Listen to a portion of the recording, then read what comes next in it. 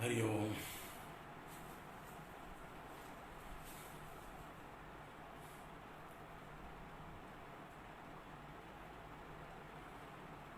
ഓം നാരായണം പത്മഭുവം വസിഷ്ഠം ശക്തിം ച തത്പുത്രപരാശരം ച വ്യാസം സുഖം ഗൗഡപദം മഹാന്തം ഗോവിന്ദയോഗീന്ദ്രമദാസ്യ ശിഷ്യം ശ്രീശങ്കരാചാര്യമദാസ്യ പത്മപാദം ച ഹസ്താമലകം ച ശിഷ്യം തം ത്രോടകം വാർത്തികകാരമന്യാൻ അസ്മദ്ഗുരൂൻ സന്തതമാനതോസ്മി. ബ്രഹ്മാനന്ദം പരമസുഖദം കേവലം ജ്ഞാനമൂർത്തിം ദ്വന്ദ്വാതീതം ഗഗനസദൃശം തത്വമസ്യാദിലക്ഷ്യം ഏകം നിത്യം വിമലമചലം സർവധീ സാക്ഷിഭൂതം ഭാവാതീതം ത്രിഗുണരഹിതം സദ്ഗുരും തം നമാമി. ഭാവാതീതം ത്രിഗുണരഹിതം സദ്ഗുരും തം നമാമി.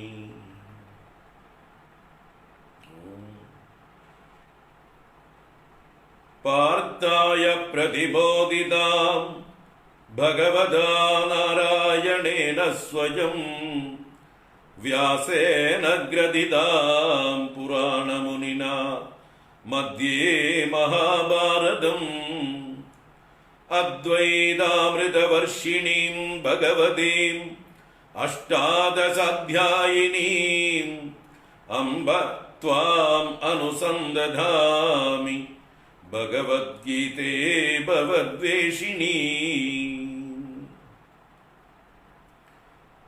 യം ബ്രഹ്മാ വരുണേന്ദ്രരുദ്രമരുതഃ സ്തുന്വന്തി ദിവ്യൈസ്തവൈഃ വേദൈഃ സാംഗപദക്രമോപനിഷദൈഃ ഗായന്തി യം സമഗാഃ. ധ്യാനാവസ്ഥിതതദ്ഗതേന മനസാ പശ്യന്തി യം യോഗിനോ യസ്യാന്തം ന വിദുഃ സുരാസുരഗണാഃ. ദേവായ തസ്മൈ നമഃ. യസ്യാന്തം ന വിദുഃ സുരാസുരഗണാഃ. ദേവായ തസ്മൈ നമഃ.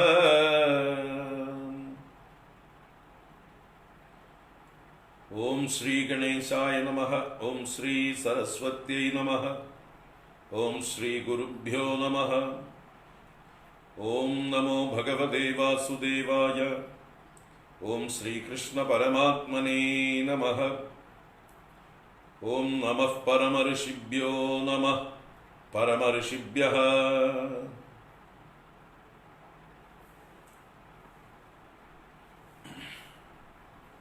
ഹരി ഓം.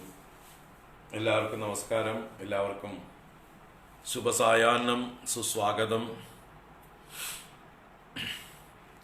നമസ്കാരം. ഭഗവത്ഗീത പരമ്പരയിലേക്ക് ഏവർക്കും സുസ്വാഗതം. ഇന്ന് 20ാമത്തെ എപ്പിസോഡാണെന്ന് തോന്നുന്നു.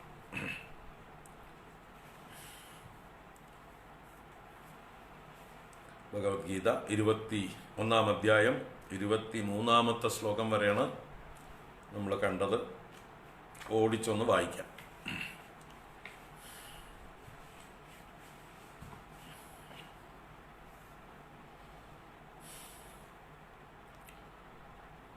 ഓം നമോ ഭഗവതേ വാസുദേവായ. ഓം ശ്രീകൃഷ്ണ പരമാത്മനേ നമഃ. അഥ ശ്രീമദ്ഭഗവദ്ഗീതാ പ്രഥമോऽധ്യായഃ. അർജുന വിഷാദയോഗഃ. ധൃതരാഷ്ട്ര ഉവാച ധർമ്മക്ഷേത്രേ കുരുക്ഷേത്രേ സമവേതായുജുത്സവഃ മാമകാഃ പാണ്ഡവാശ്ചൈവ കിമകുർവത സഞ്ജയ. സഞ്ജയ ഉവാച ദൃഷ്ട്വാ തു പാണ്ഡവാനീകം വ്യൂഢം ദുര്യോധനസ്തദാ ആചാര്യമുപസംഗമ്യ രാജാ വചനമബ്രവീത് പശ്യൈതാം പാണ്ഡുപുത്രാണാം ആചാര്യ മഹതീം ചമൂം വ്യൂഢാം ദ്രുപദപുത്രേണ തവ ശിഷ്യേണ ധീമതാ അത്ര ശൂരാ മഹേശ്വാസാഃ ഭീമാർജുന സമായുധി യുയുധാനോ വിരാടശ്ച ദ്രുപദശ്ച മഹാരഥഃ ദൃഷ്ടകേതുശ്ചേകിദാനഃ കാശിരാജശ്ച വീര്യവാൻ പുരുജിത് കുന്തിഭോജശ്ച ശൈബ്യശ്ച നരപുംഗവഃ യുധാമന്യുശ്ച വിക്രാന്തഃ ഉത്തമൗജാശ്ച വീര്യവാൻ സൗഭദ്രോ ദ്രൗപദേയാശ്ച സർവജേവ മഹാരഥാഃ അസ്മാകം തു വിശിഷ്ടായേ താൻ നിബോധദ്വിജോത്തമം നായകാ മമ സൈന്യസ്യ സംജ്ഞാർത്ഥം താൻ ബ്രവീമി തേ ഭവാൻ ഭീഷ്മശ്ച കർണശ്ച കൃപശ്ച സമിതിഞ്ജയഃ അശ്വത്ഥാമാ വികർണശ്ച സൗമദത്തിസ്തഥൈവ ച അന്യേ ച ബഹവഃ ശൂരാः മദർത്തേ ത്യക്തജീവിതാः നാനാശസ്ത്രപ്രഹരണാः സർവേ യുദ്ധവിശാരദാः അപര്യാപ്തം തദസ്മാകം ബലം ഭീഷ്മാഭിരക്ഷിതം പര്യാപ്തം ത്വിതമേതേഷാം ബലം ഭീമാഭിരക്ഷിതം അയനേഷു ച സർവേഷു യഥാ ഭാഗമവസ്ഥിതാഃ ഭീഷ്മമേവാഭിരക്ഷന്തു ഭവന്തഃ സർവ ഏവ ഹി തസ്യ സഞ്ജനയൻ ഹർഷം കുരു വൃദ്ധഃ പിതാമഹഃ സിംഹനാദം വിനദ്യോച്ചൈഃ ശംഖം ദദ്മൗ പ്രതാപവാൻ തതഃ ശംഖാശ്ച ഭേര്യശ്ച പണവാനകഗോമുഖാഃ സഹസൈവാഭ്യഹന്യന്ത സശബ്ദസ്തു മുലോഭവത് തതഃ ശ്വേതൈർഹയൈർയുക്തേ മഹതി സ്യന്ദനേ സ്ഥിതൗ മാധവഃ പാണ്ഡവശ്ചൈവ ദിവ്യൗ ശങ്കൗ പ്രദദ്മധുഃ പാഞ്ചജന്യം ഹൃഷീകേശഃ ദേവദത്തം ധനഞ്ജയഃ പൗണ്ഡ്രം ദദ്മൗ മഹാശംഖം ഭീമകർമാ വൃകോദരഃ അനന്തവിജയം രാജാ കുന്തിപുത്രോ യുധിഷ്ഠിരഃ നകുലഃ സഹദേവശ്ച സുഘോഷമണിപുഷ്പകൗ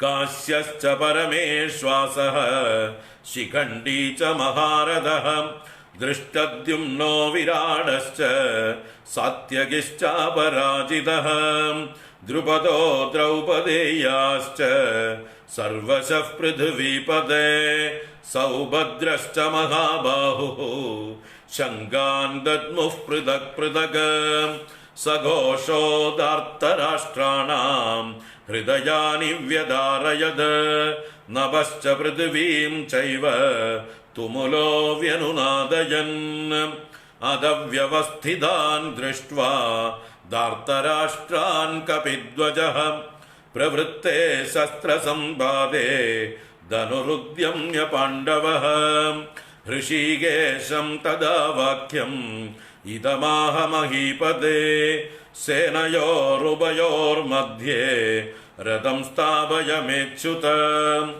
യാവദേതാൻ നിരീക്ഷേഹം യോദ്ധുകാമാനവസ്ഥിതാൻ കൈർമയാ സഹ യോദ്ധവ്യം അസ്മിൻ രണസമുദ്യമേ യോത്സ്യമാനാൻ അവേക്ഷേഹം യയേദേത്ര സമാഗതാഃ ധാർത്തരാഷ്ട്രസ്യ ദുർബുദ്ധേഃ യുദ്ധേ പ്രിയചികീർഷവഃ. നാരായണ.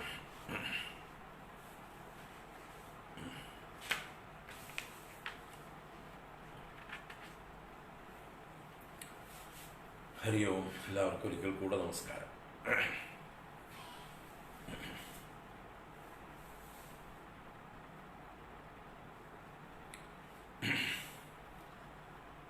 ദുര്യോധനന്റെ ഒരു ദയനീയ അവസ്ഥ അല്ലെങ്കിൽ ഒരു പരിഭ്രമം ഒക്കെ നോക്കി മനസ്സിലാക്കിയതായിട്ടുള്ള ഭീഷ്മ പിതാമഹൻ ദുര്യോധനനെ സന്തോഷിപ്പിക്കാനായിക്കൊണ്ട് തസ്യ സഞ്ജനയൻ ഹർഷം.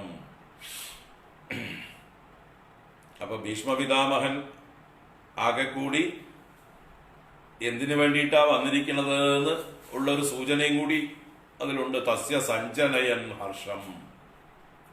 ആ ദുര്യോധനൻ എന്ന ഒരു ദുഷ്ടപ്രവൃത്തികൾ ചെയ്യുന്ന ഒരു നീചന് സന്തോഷത്തെ ഉണ്ടാക്കുക.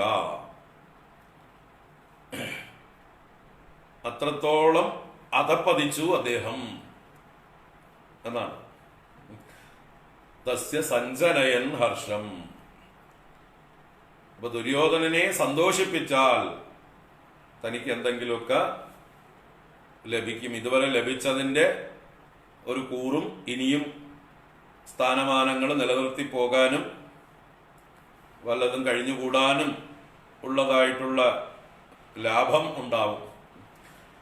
തസ്യ സഞ്ജനയൻ ഹർഷം. അല്ലാതെ പാണ്ഡവന്മാരുടെ പക്ഷത്ത് അധർമ്മമുണ്ട്, കൗരവന്മാരുടെ പക്ഷത്താണ് ധർമ്മം. ആ ധർമ്മത്തെ രക്ഷിക്കാൻ വേണ്ടി ക്ഷത്രിയനായ ഭീഷ്മർ യുദ്ധത്തിന് ആരംഭം കുറിച്ചു എന്ന് പറഞ്ഞാൽ എന്ത് രസമായിരുന്നു, എന്ത് നന്നായിരുന്നു. ആ ഭീഷ്മർക്ക് എത്ര യശസ്സിന് ഉതകുമായിരുന്നു അത്. അതാണോ ഉണ്ടായിട്ടുള്ളത്? പാണ്ഡവന്മാരുടെ പക്ഷത്താണോ അധർമ്മം, കൗരവന്മാരുടെ പക്ഷത്താണോ ധർമ്മം?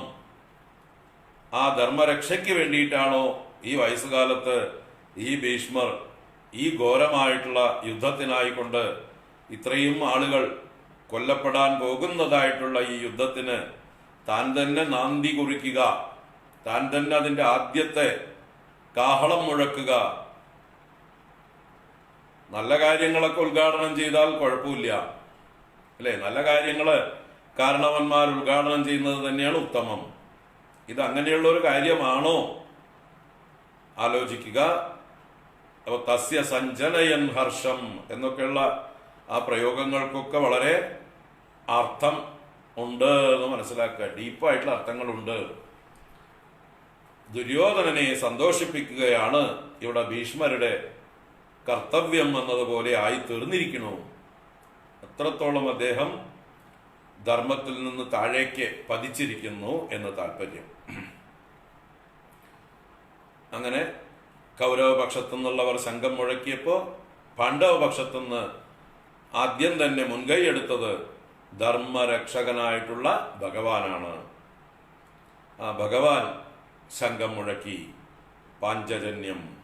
പുറകെ അർജുനൻ ദേവദത്തം, പൗണ്ഡ്രം എന്ന ശംഖം ഭീമസേനനും, അനന്തവിജയം എന്ന ശംഖം യുധിഷ്ഠിരനും, സുഘോഷം എന്ന ശംഖം നകുലനും, മണിപുഷ്പകം എന്ന ശംഖം സഹദേവനും, അതുപോലെ അവരുടെ പക്ഷത്തുള്ളതായിട്ട് സർവമഹാരഥന്മാരും ഓരോരുത്തരും പൃഥക് പൃഥക് ശംഖാൻ ദദ്മുഹു, വേറെ വേറെ ശംഖങ്ങളെ മുഴക്കി. അങ്ങനെ 18 പേരെ എടുത്തു പറഞ്ഞു. ആ 18 പേരും വേറെ വേറെ ശംഖങ്ങളെ ക്രമത്തിൽ അച്ചടക്കത്തോടുകൂടി മുഴക്കി. ആ ശബ്ദം ഈ ധൃതരാഷ്ട്രപുത്രന്മാരുടെ ഹൃദയങ്ങളെ ഭേദിച്ചു, പിളർന്നു എന്ന് പറയാം. ഹൃദയാനി വ്യതാരയത്. അത് ആകാശവും ഭൂമിയും എല്ലാ ദിക്കുകളും മാറ്റൊല്ലിക്കൊണ്ടു. എല്ലാവർക്കും ഭയത്തെ ജനിപ്പിച്ചു. അങ്ങനെ യുദ്ധത്തിനായിക്കൊണ്ട് അണിഞ്ഞു നിരന്നിരിക്കുന്ന ആ ധാർത്തരാഷ്ട്രന്മാരെ, ധൃതരാഷ്ട്രപുത്രന്മാരെയും അവരുടെ പക്ഷത്തെയും ദൃഷ്ട്വ കണ്ടിട്ട് കപിധ്വജനായ അർജുനൻ ധനുരുദ്യമ്യ പാണ്ഡവ, വില്ലും എടുത്ത് പൊക്കിക്കൊണ്ട് യുദ്ധത്തിന് സന്നദ്ധനായിക്കൊണ്ട് മറ്റുള്ളവരെല്ലാം അവരവരുടേതായിട്ടുള്ള ആയുധങ്ങൾ പ്രയോഗിക്കാൻ തുടങ്ങിയപ്പോൾ പ്രവൃത്തേ ശസ്ത്രസമ്പാദേ പ്രവൃത്തേ സതി ആ പാണ്ഡവ ധനുരുദ്യമ്യ ഋഷികേശം ഇതം വാക്യം ഉവാച. ആഹാ, ഋഷികേശനോട് ഇപ്രകാരം വാക്കിനെ പറഞ്ഞു. അല്ലയോ മഹീപതേ ധൃതരാഷ്ട്ര രാജാവേ, സേനയോർ ഉഭയോർ മധ്യേ രഥം സ്ഥാപയമേ അച്യുത. ഹേ അച്യുത, മേ രഥം ഉഭയോഹോ സേനയോഹോ മധ്യേ സ്ഥാപയ. രണ്ട് സൈന്യത്തിന്റെയും മധ്യത്തിൽ എന്റെ രഥത്തെ കൊണ്ടുപോയി പ്രതിഷ്ഠിച്ചാലും, എന്റെ രഥത്തെ കൊണ്ടുപോയി നിർത്തിയാലും. എന്തിനു വേണ്ടിയിട്ടാണ്? യാവത് ഏതാൻ നിരീക്ഷേ അഹം യോദ്ധുകാമാൻ അവസ്ഥിതാൻ. യുദ്ധം കാമിച്ചുകൊണ്ട് വന്നു ചേർന്നിരിക്കുന്നതായിട്ടുള്ള ആ ദുര്യോധന പക്ഷത്തെ, കൗരവ പക്ഷത്തെ ഞാൻ നോക്കിക്കാണുന്നത് വരെ, യാവത് എത്ര നേരത്തോളം, അഹം നിരീക്ഷേ ഞാൻ നിരീക്ഷിക്കുമോ, ഏതാൻ ഇവരെ, കൈർമയാ സഹ യോദ്ധവ്യം അസ്മിൻ രണസമുദ്യമേ. ഈ രണം എന്ന സമുദ്യമത്തിൽ, ഈ രണമെന്ന ശ്രേഷ്ഠമായ കർമ്മത്തിൽ, മയാ കൈഹി സഹ യോദ്ധവ്യം, എന്നാൽ ആരോടുകൂടെയാണ് യുദ്ധം ചെയ്യപ്പെടേണ്ടത്, ഞാൻ ആരെയാണ് എതിർക്കേണ്ടത് എന്ന് ഞാൻ നോക്കി മനസ്സിലാക്കട്ടെ. യോത്സ്യമാനാൻ അപേക്ഷേ അഹം യഹ യേ ഏതേ അത്ര സമാഗതാഹ. അത്ര സമാഗതാഹ ഏതേ യേ, ഇവിടെ സമാഗതരായിരിക്കുന്ന ഇവർ ആരൊക്കെയാണോ, യോത്സ്യമാനാൻ യുദ്ധം ചെയ്യുവാൻ ആഗ്രഹിച്ചുകൊണ്ട് വന്നു ചേർന്നിരിക്കുന്നവരെയൊക്കെ അഹം അപേക്ഷേ ഞാൻ നല്ലോണം നോക്കിക്കാണട്ടെ. ദുർബുദ്ധേഹേ ധാർത്തരാഷ്ട്രസ്യ യുദ്ധേ പ്രിയ ചികിത്സവ. ദുർബുദ്ധിയായ ധൃതരാഷ്ട്രപുത്രന്, ആ ദുര്യോധനന് യുദ്ധത്തിൽ പ്രിയം ചെയ്യുവാനായി കൊണ്ട് വന്നു നിൽക്കുന്നവർ ആരൊക്കെയാണെന്ന് ഞാൻ കാണട്ടെ. ഇതാണ് അർജുനന്റെ പ്രഖ്യാപനം ഭഗവാനോട്. തന്റെ സാരഥിയായ ഭഗവാനോട് ആജ്ഞാപിക്കും പോലെ അർജുനൻ ഭഗവാനോട് പറയുകയാണ്. ഇവിടെ ഭഗവാനെ അർജുനനെ കപിധ്വജ എന്ന് പറഞ്ഞു അല്ലെ. കപിധ്വജൻ എന്ന്, അർജുനന്റെ കൊടിയടയാളം കപിയാണ്. കപി എന്നാൽ ഇവിടെ ആഞ്ജനേയ സ്വാമിയാണ്. അതിന് കാരണം ആഞ്ജനേയ സ്വാമി തന്നെ അർജുനനെ അനുഗ്രഹിക്കാനായിക്കൊണ്ട്, അർജുനന്റെ യുദ്ധം കാണാനായിക്കൊണ്ടും വന്നു ചേർന്നതാണ്.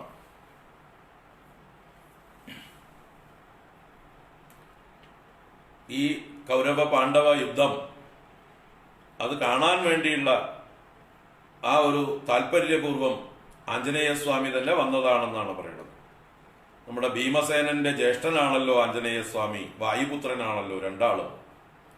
അപ്പൊ ഭീമസേനൻ പാഞ്ചാലിക്ക് വേണ്ടി മുമ്പ് കല്യാണ സൗഗന്ധികം എന്ന പുഷ്പം ആവശ്യപ്പെട്ട് ഹിമാലയത്തിലേക്ക് കല്യാണ സൗഗന്ധികം പറിക്കാനായിക്കൊണ്ട് ഭീമസേനൻ പോകുമ്പോൾ വഴിയിലുള്ള ഒരു കദളീവനത്തിൽ ഒരു വാഴത്തോട്ടത്തിൽ വെച്ച് തന്റെ വഴി മുടക്കിക്കൊണ്ട് ഒരു വൃദ്ധനായ വാനരൻ കിടക്കുന്നത് കണ്ട് ആ വാനരനെ വഴിയിൽ നിന്ന് മാറിക്കെടാ ഷടാ എന്ന് പറഞ്ഞുകൊണ്ട് ആജ്ഞാപിച്ചതും, വാനരൻ നിസ്സഹായനായിക്കൊണ്ട് എനിക്ക് പ്രായാധിക്യം കൊണ്ട് എനിക്ക് കയ്യും കാലും വാലും ഒന്നും അനക്കാൻ വയ്യ, അതുകൊണ്ട് അങ്ങേക്ക് വഴി വേണമെങ്കിൽ അങ്ങ് വളഞ്ഞു പൊക്കോളൂ എന്ന് പറഞ്ഞ് നിർബന്ധിച്ചപ്പോൾ വളഞ്ഞു പോവാൻ തയ്യാറില്ലായിരുന്നു ഭീമസേനൻ. പിന്നെ അങ്ങോട്ടും ഇങ്ങോട്ടും വെല്ലുവിളികളായി. അപ്പോൾ അദ്ദേഹം പറഞ്ഞു, ആവുമെങ്കിൽ അങ്ങ് ആ വാലങ്ങൾ മാറ്റി വെച്ചിട്ട് പൊക്കോളൂ, ആ വഴിക്ക് പൊക്കോളൂ എന്ന് ആ വൃദ്ധ വാനരൻ പറഞ്ഞതായിട്ടുള്ള സമയത്ത് ഭീമൻ അഹങ്കാരത്തോടുകൂടെ ആ വാനരന്റെ വാലിനെ ചതച്ചുകൊണ്ട് കോരിക്കളയാം അവിടുന്ന് എന്ന് വിചാരിച്ചുകൊണ്ട് തന്റെ ഗദ കൊണ്ട് ഒന്നിങ്ങനെ പുഴക്കിയെടുക്കാനായിക്കൊണ്ട് ശ്രമിച്ചപ്പോൾ അത് അനങ്ങുന്നുണ്ടായിരുന്നില്ല. ഭീമസേനൻ തന്റെ സർവശക്തിയും ഉപയോഗിച്ചുകൊണ്ട് ആ വാലിനെ പൊക്കാനായിക്കൊണ്ട് ആവുന്നത് എല്ലാ പ്രകാരത്തിലും ശ്രമിച്ചു, നടന്നില്ല. ഭീമസേനന്റെ ഞരക്കവും മൂളലും ഗദയുടെ കടപട ശബ്ദങ്ങളും ഒക്കെ കേട്ട് പരിഹസിക്കുന്നു അവിടെ കിടന്നിരുന്ന വാനരൻ. ആ വൃദ്ധ വാനരൻ ആരായിരുന്നു? ഭീമസേനന്റെ സ്വന്തം ജ്യേഷ്ഠൻ തന്നെയായ വായുപുത്രനായിട്ടുള്ള ആഞ്ജനേയ സ്വാമി. അദ്ദേഹം തമാശയായിട്ട് ചോദിക്കുന്നുണ്ട്, പൊട്ടുന്നതെന്തടോ നിന്നുടെ ഗതയോ നമ്മുടെ വാലോ? ഏതാ പൊട്ടുന്നത്? നിന്റെ ഗതയാണോ പൊട്ടുന്നത്, നമ്മുടെ വാലാണോ പൊട്ടുന്നത്? ഒന്നും അറിയില്ല എന്ന മട്ടില് തമാശയാക്കുന്നുണ്ട്.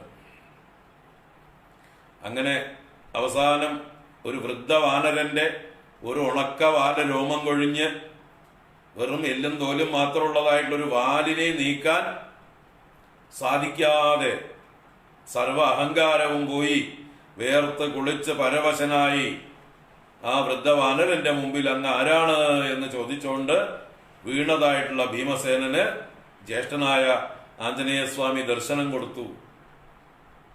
നിന്റെ അഹങ്കാരം ഒന്ന് ശമിപ്പിക്കാനും നിന്റെ ബലവീര്യങ്ങളൊക്കെ ഒന്ന് പരീക്ഷിക്കാനും വേണ്ടിയാ ഞാൻ വന്നത്. അപ്പൊ ഈ അഹങ്കാരം വേണ്ട എന്ന് പറഞ്ഞ് ഉപദേശിച്ച് അനുഗ്രഹങ്ങളും കൊടുത്തു. ഏട്ടന്റെ വക അനുജനുള്ള ധാരാളം അനുഗ്രഹങ്ങളും കൊടുത്ത് ആ കൂട്ടത്തിലാണ് അദ്ദേഹം അനുജനോട് വാഗ്ദാനം ചെയ്തു, നിങ്ങളുടെ യുദ്ധം എനിക്ക് കാണണം, നിങ്ങൾ അടുത്ത് താമസിയാതെ കൗരവന്മാരുമായിട്ടൊരു യുദ്ധം ഉണ്ടാവും, ആ യുദ്ധം എനിക്കൊന്ന് കാണണം, അതിന് ഞാൻ വരുന്നുണ്ട്. ഞാൻ ശ്രീകൃഷ്ണ ഭഗവാൻ സാരഥ്യം വഹിക്കുന്നതായിട്ടുള്ള അർജുനന്റെ രഥത്തിന്റെ മുകളിൽ കൊടിയടയാളമായി ഇരുന്നോളാം, അത്യാവശ്യം വേണ്ടപ്പോ ഞാൻ സഹായങ്ങളും ചെയ്യാം എന്ന് ഭീമസേനന് വാഗ്ദാനം കൊടുത്തിട്ടാണ് ഹനുമാൻ സ്വാമി ആഞ്ജനേയ സ്വാമിയുടെ കൊടിയടയാളമായി തീരുന്നത് എന്നാണ്. അങ്ങനെ ആ അർജുനന്റെ കൊടിയടയാളമായിരിക്കുന്ന സൂക്ഷ്മരൂപിയായ വായുപുത്രനായിട്ടുള്ള ആഞ്ജനേയ സ്വാമി പലപ്പോഴും അവിടെ ഇരുന്നു കൊണ്ട് ഗർജിക്കുകയും കൗരവ സൈന്യത്തെ ഭയപ്പെടുത്തുകയും, അങ്ങനെ തന്നെ ഹനുമാൻ സ്വാമിയുടെ ഗർജനം കൊണ്ട് തന്നെ കുറെ പേര് ഭയപ്പെട്ട് മോഹാത്സ്യം പ്രാപിച്ച് വീഴുകയും ഒക്കെ. ഈ അർജുനന്റെ യുദ്ധം, അർജുനനും കർണനും അല്ലെങ്കിൽ ഭീഷ്മരും ദ്രോണരുമൊക്കെ ആയിട്ടുള്ള യുദ്ധം അത്രത്തോളം വരുമോ നോക്കട്ടെ എന്ന് പറഞ്ഞുകൊണ്ടാണ് ആഞ്ജനേയ സ്വാമി വന്നിരിക്കുന്നത്. എന്തായാലും അദ്ദേഹത്തിന് തൃപ്തിയാവില്ല. രാമരാവണ യുദ്ധത്തിന് സമമായിട്ട് രാമരാവണ യുദ്ധം മാത്രമേ ഉള്ളൂ എന്ന് അദ്ദേഹം വിളിച്ചും പറഞ്ഞു എന്ന് കേട്ടു. അപ്പൊ അങ്ങനെ ആ കപിധ്വജനായ പാണ്ഡവൻ യുദ്ധത്തിന് ഒരുമ്പെട്ടുകൊണ്ട് വില്ലും ഉയർത്തിപ്പിടിച്ചുകൊണ്ട് സാരഥിയോട് ആജ്ഞാപിക്കും പോലെ ഭഗവാനോട് ആജ്ഞാപിച്ച്, ഞാൻ കാണുന്നത് വരെ, നോക്കിക്കാണുന്നത് വരെ എന്റെ സൈന്യത്തെ, എന്റെ രഥത്തെ രണ്ട് സൈന്യത്തിന്റെയും മധ്യത്തിൽ കൊണ്ടുപോയി നിർത്തൂ. ദുർബുദ്ധിയായ ധൃതരാഷ്ട്രപുത്രന്റെ ദുര്യോധനന് പ്രിയം ചെയ്യുവാനായി കൊണ്ട് വന്നു ചേർന്ന ദുഷ്ടന്മാരെ ഞാൻ കാണട്ടെ, അവരെയൊക്കെ ഞാൻ കൊല്ലുന്നുണ്ട്. കാരണം അവര് ദുർബുദ്ധിയായ ധൃതരാഷ്ട്രന്റെ പക്ഷത്തല്ലേ, അതുകൊണ്ട് ഞാൻ അവരെ കൊല്ലാൻ തന്നെ ഒരുമ്പെട്ടിരിക്കുന്നത് എന്ന മട്ടില് യുദ്ധത്തിന് സജ്ജനാണ് എന്ന് വിളിച്ചു പറഞ്ഞുകൊണ്ടാണ് ഭഗവാനോട് ആജ്ഞാപിച്ചത്, രഥത്തെ രണ്ട് സൈന്യത്തിന്റെയും മധ്യത്തിൽ കൊണ്ടുപോയി വെക്കൂ എന്ന്. അതിന് ഭഗവാൻ എന്ത് ചെയ്തു എന്ന് പറയാണ് നമ്മുടെ സഞ്ജയൻ അടുത്ത ശ്ലോകങ്ങളിൽ. നോക്കാം. സഞ്ജയ ഉവാച ഏവമുക്തോ ഹൃഷീകേശോ ഗുഡാകേശേന ഭാരത സേനയോരുഭയോർമധ്യേ സ്ഥാപയിത്വാ രഥോത്തമം ഭീഷ്മദ്രോണ പ്രമുഖതഃ സർവേഷാം ച മഹീക്ഷിതാം ഉവാച പാർത്ഥ പശ്യൈതാൻ സമവേതാൻ കുരുനിതി.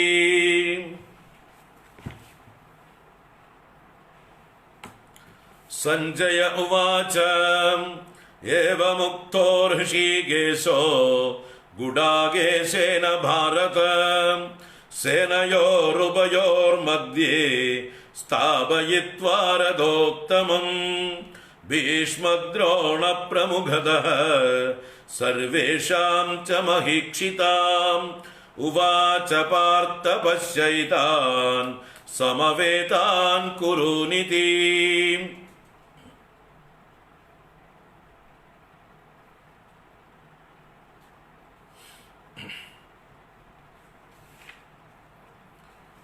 സഞ്ജയ ഉവാച. സഞ്ജയൻ ധൃതരാഷ്ട്രർക്ക് അദ്ദേഹത്തിന്റെ ആകാംക്ഷയ്ക്കുള്ളതായിട്ടുള്ള മറുപടി കൊടുത്തുകൊണ്ടിരിക്കുകയാണ്. യുദ്ധരംഗത്ത് ആദ്യത്തെ 10 ദിവസം എന്ത് സംഭവിച്ചു എന്ന് പറയുന്ന കൂട്ടത്തിൽ ഒന്നാം ദിവസത്തെ ആദ്യ ഭാഗത്തെ സംഭവങ്ങളാണ് ഭഗവത്ഗീതാ പർവം എന്ന ഭാഗം. അതിൽ 1-ാം അധ്യായം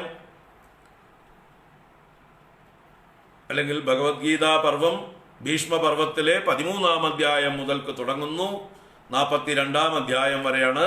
അതിൽ ഭഗവത്ഗീതാ പർവത്തിൽ 13 മുതൽ 24 വരെയുള്ള 12 അധ്യായങ്ങൾ കഴിഞ്ഞ് 13-ാമത്തെ അധ്യായമാണ് അർജുന വിഷാദ യോഗം. ഭഗവത്ഗീതയിൽ 1-ാം അധ്യായം. അതിൽ ധൃതരാഷ്ട്രയുടെ ചോദ്യം, എൻ്റെ മക്കളും പാണ്ഡവന്മാരും ധർമ്മക്ഷേത്രമായ കുരുക്ഷേത്രത്തിൽ എന്ത് ചെയ്തു എന്നുള്ളതായിരുന്നു. അതിന് ഉത്തരമായിട്ടാണ് അവിടെ നടക്കുന്ന 1-ാം ദിവസത്തെ കാര്യങ്ങൾ വർണ്ണിച്ചു കൊണ്ടിരിക്കുന്നത്. അപ്പോൾ അർജുനൻ ഭഗവാനോട് തൻ്റെ രഥത്തെ 2 സൈന്യങ്ങളുടെയും മധ്യത്തിൽ കൊണ്ടുപോയി സ്ഥാപിക്കാൻ ആവശ്യപ്പെട്ടു. അതിന് ഭഗവാൻ എന്ത് ചെയ്തു എന്ന് സഞ്ജയൻ പറയുന്നു. സഞ്ജയ ഉവാച. സഞ്ജയൻ പറയുന്നു, സഞ്ജയൻ പറഞ്ഞു തന്നെയാണ്. ഏവം ഉക്തഃ ഹൃഷീകേശഃ ഗുഡാകേശേന ഭാരത സേനയോരുഭയോർമധ്യേ സ്ഥാപയിത്വാ രഥോത്തമം ഭീഷ്മദ്രോണ പ്രമുഖതഃ സർവേഷാം ച മഹീക്ഷിതാം ഉവാച പാർത്ഥ പശ്യ ഏതാൻ സമവേതാൻ കുരൂൻ ഇതി. ഏവം ഉക്തഃ ഹൃഷീകേശഃ. ഏവം ഉക്തഃ ഇപ്രകാരം പറയപ്പെട്ടവനായ ഹൃഷീകേശൻ. അപ്പൊ ഋഷികേശനാണ് പറയപ്പെട്ടവൻ. പറഞ്ഞവൻ ആരാണ്? പറഞ്ഞവൻ അർജുനൻ. ആ അർജുനനെ പറയുന്നത് അടുത്ത വരിയില. ഗുഡാകേശേന. ഗുഡാകേശേന ഏവം ഉക്തഃ ഹൃഷീകേശഃ. ഗുഡാകേശനാൽ ഇപ്രകാരം പറയപ്പെട്ടവനായ ഋഷികേശൻ. ഋഷികേശൻ ശ്രീകൃഷ്ണന്റെ പര്യായ ശബ്ദം നമ്മൾ കഴിഞ്ഞ ക്ലാസ്സുകളിൽ കണ്ടതാണ്. ഋഷീഗാണാം ഈശഃ. ഇന്ദ്രിയങ്ങളെയെല്ലാം നിയന്ത്രിക്കുന്ന, എല്ലാവരുടെയും അന്തരാത്മാവായിരിക്കുന്ന, ആത്മസ്വരൂപനായിരിക്കുന്ന, സർവ അന്തര്യാമിയായിരിക്കുന്ന ഭഗവാൻ, ചൈതന്യമൂർത്തിയായ ഭഗവാൻ, എല്ലാവരുടെ ഉള്ളിലും ചൈതന്യമായി വിളങ്ങുന്ന ഭഗവാൻ, എല്ലാവരുടെ ഇന്ദ്രിയങ്ങളുടെ ചേഷ്ടകളെയും പ്രേരിപ്പിക്കുന്നവനും നിയന്ത്രിക്കുന്നവനുമായിട്ടുള്ള ഭഗവാൻ. അപ്പൊ ഗുഡാകേശേന ഏവം ഉക്തഃ ഋഷികേശഃ. ഇവിടെ അർജുനനെ വിശേഷിപ്പിച്ചത് ഗുഡാകേശൻ എന്നാണ്. ഗുഡാകേശേന എന്ന് പറയുമ്പോൾ അതിന്റെ തൃതീയ എന്ന് പറഞ്ഞാൽ ഗുഡാകേശനാൽ. അപ്പൊ എന്താ അർജുനൻ ഇങ്ങനൊരു പേര് ഗുഡാകേശൻ എന്ന്? ഗുഡാകേശൻ എന്ന് പറഞ്ഞാൽ സ്ഥൂലമായിട്ടുള്ള അർത്ഥം കറുത്ത മുടിയോടുകൂടിയവൻ എന്നാണ്.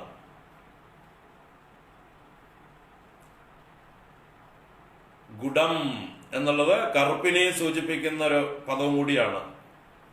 ഗുളം, ഗുഡം എന്നൊക്കെ ശർക്കരയുടെ പര്യായം കൂടിയാണ്. വെല്ലത്തിന്റെ, ജാഗരിയുടെ പര്യായം കൂടിയാണ് ഗുഡം. കറുപ്പിനെ സൂചിപ്പിക്കാൻ, കാരണം ഗുഹ എന്നുള്ള ധാതുവിൽ നിന്നുണ്ടാകുന്നതാണ്. ഗൂഹനം ചെയ്യുക, മറയ്ക്കുക.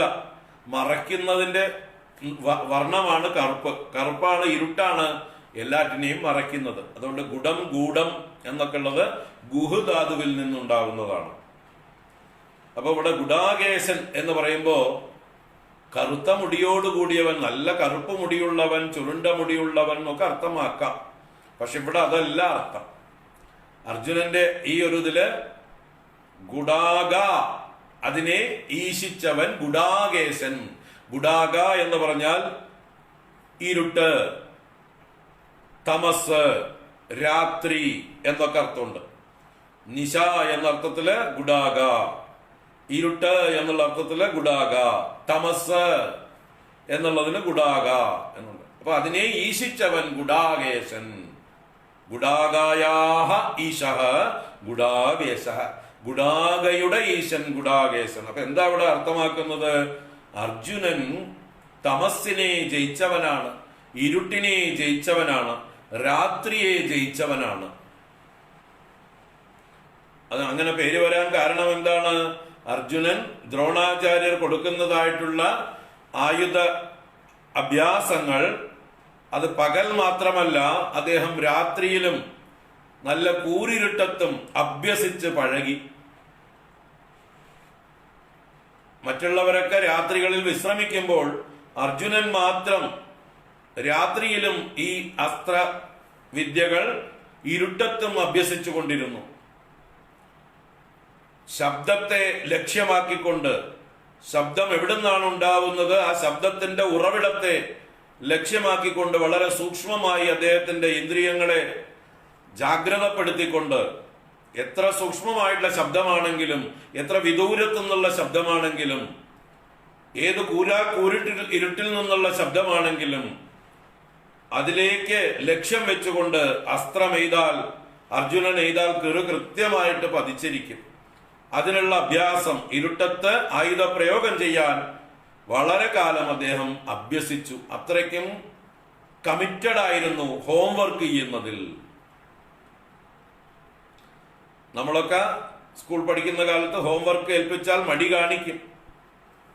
സ്കൂളിൽ പോകേണ്ട സമയമാകുമ്പോഴാണ് നമ്മൾ ഹോംവർക്ക് നോക്കുക, അല്ലേ?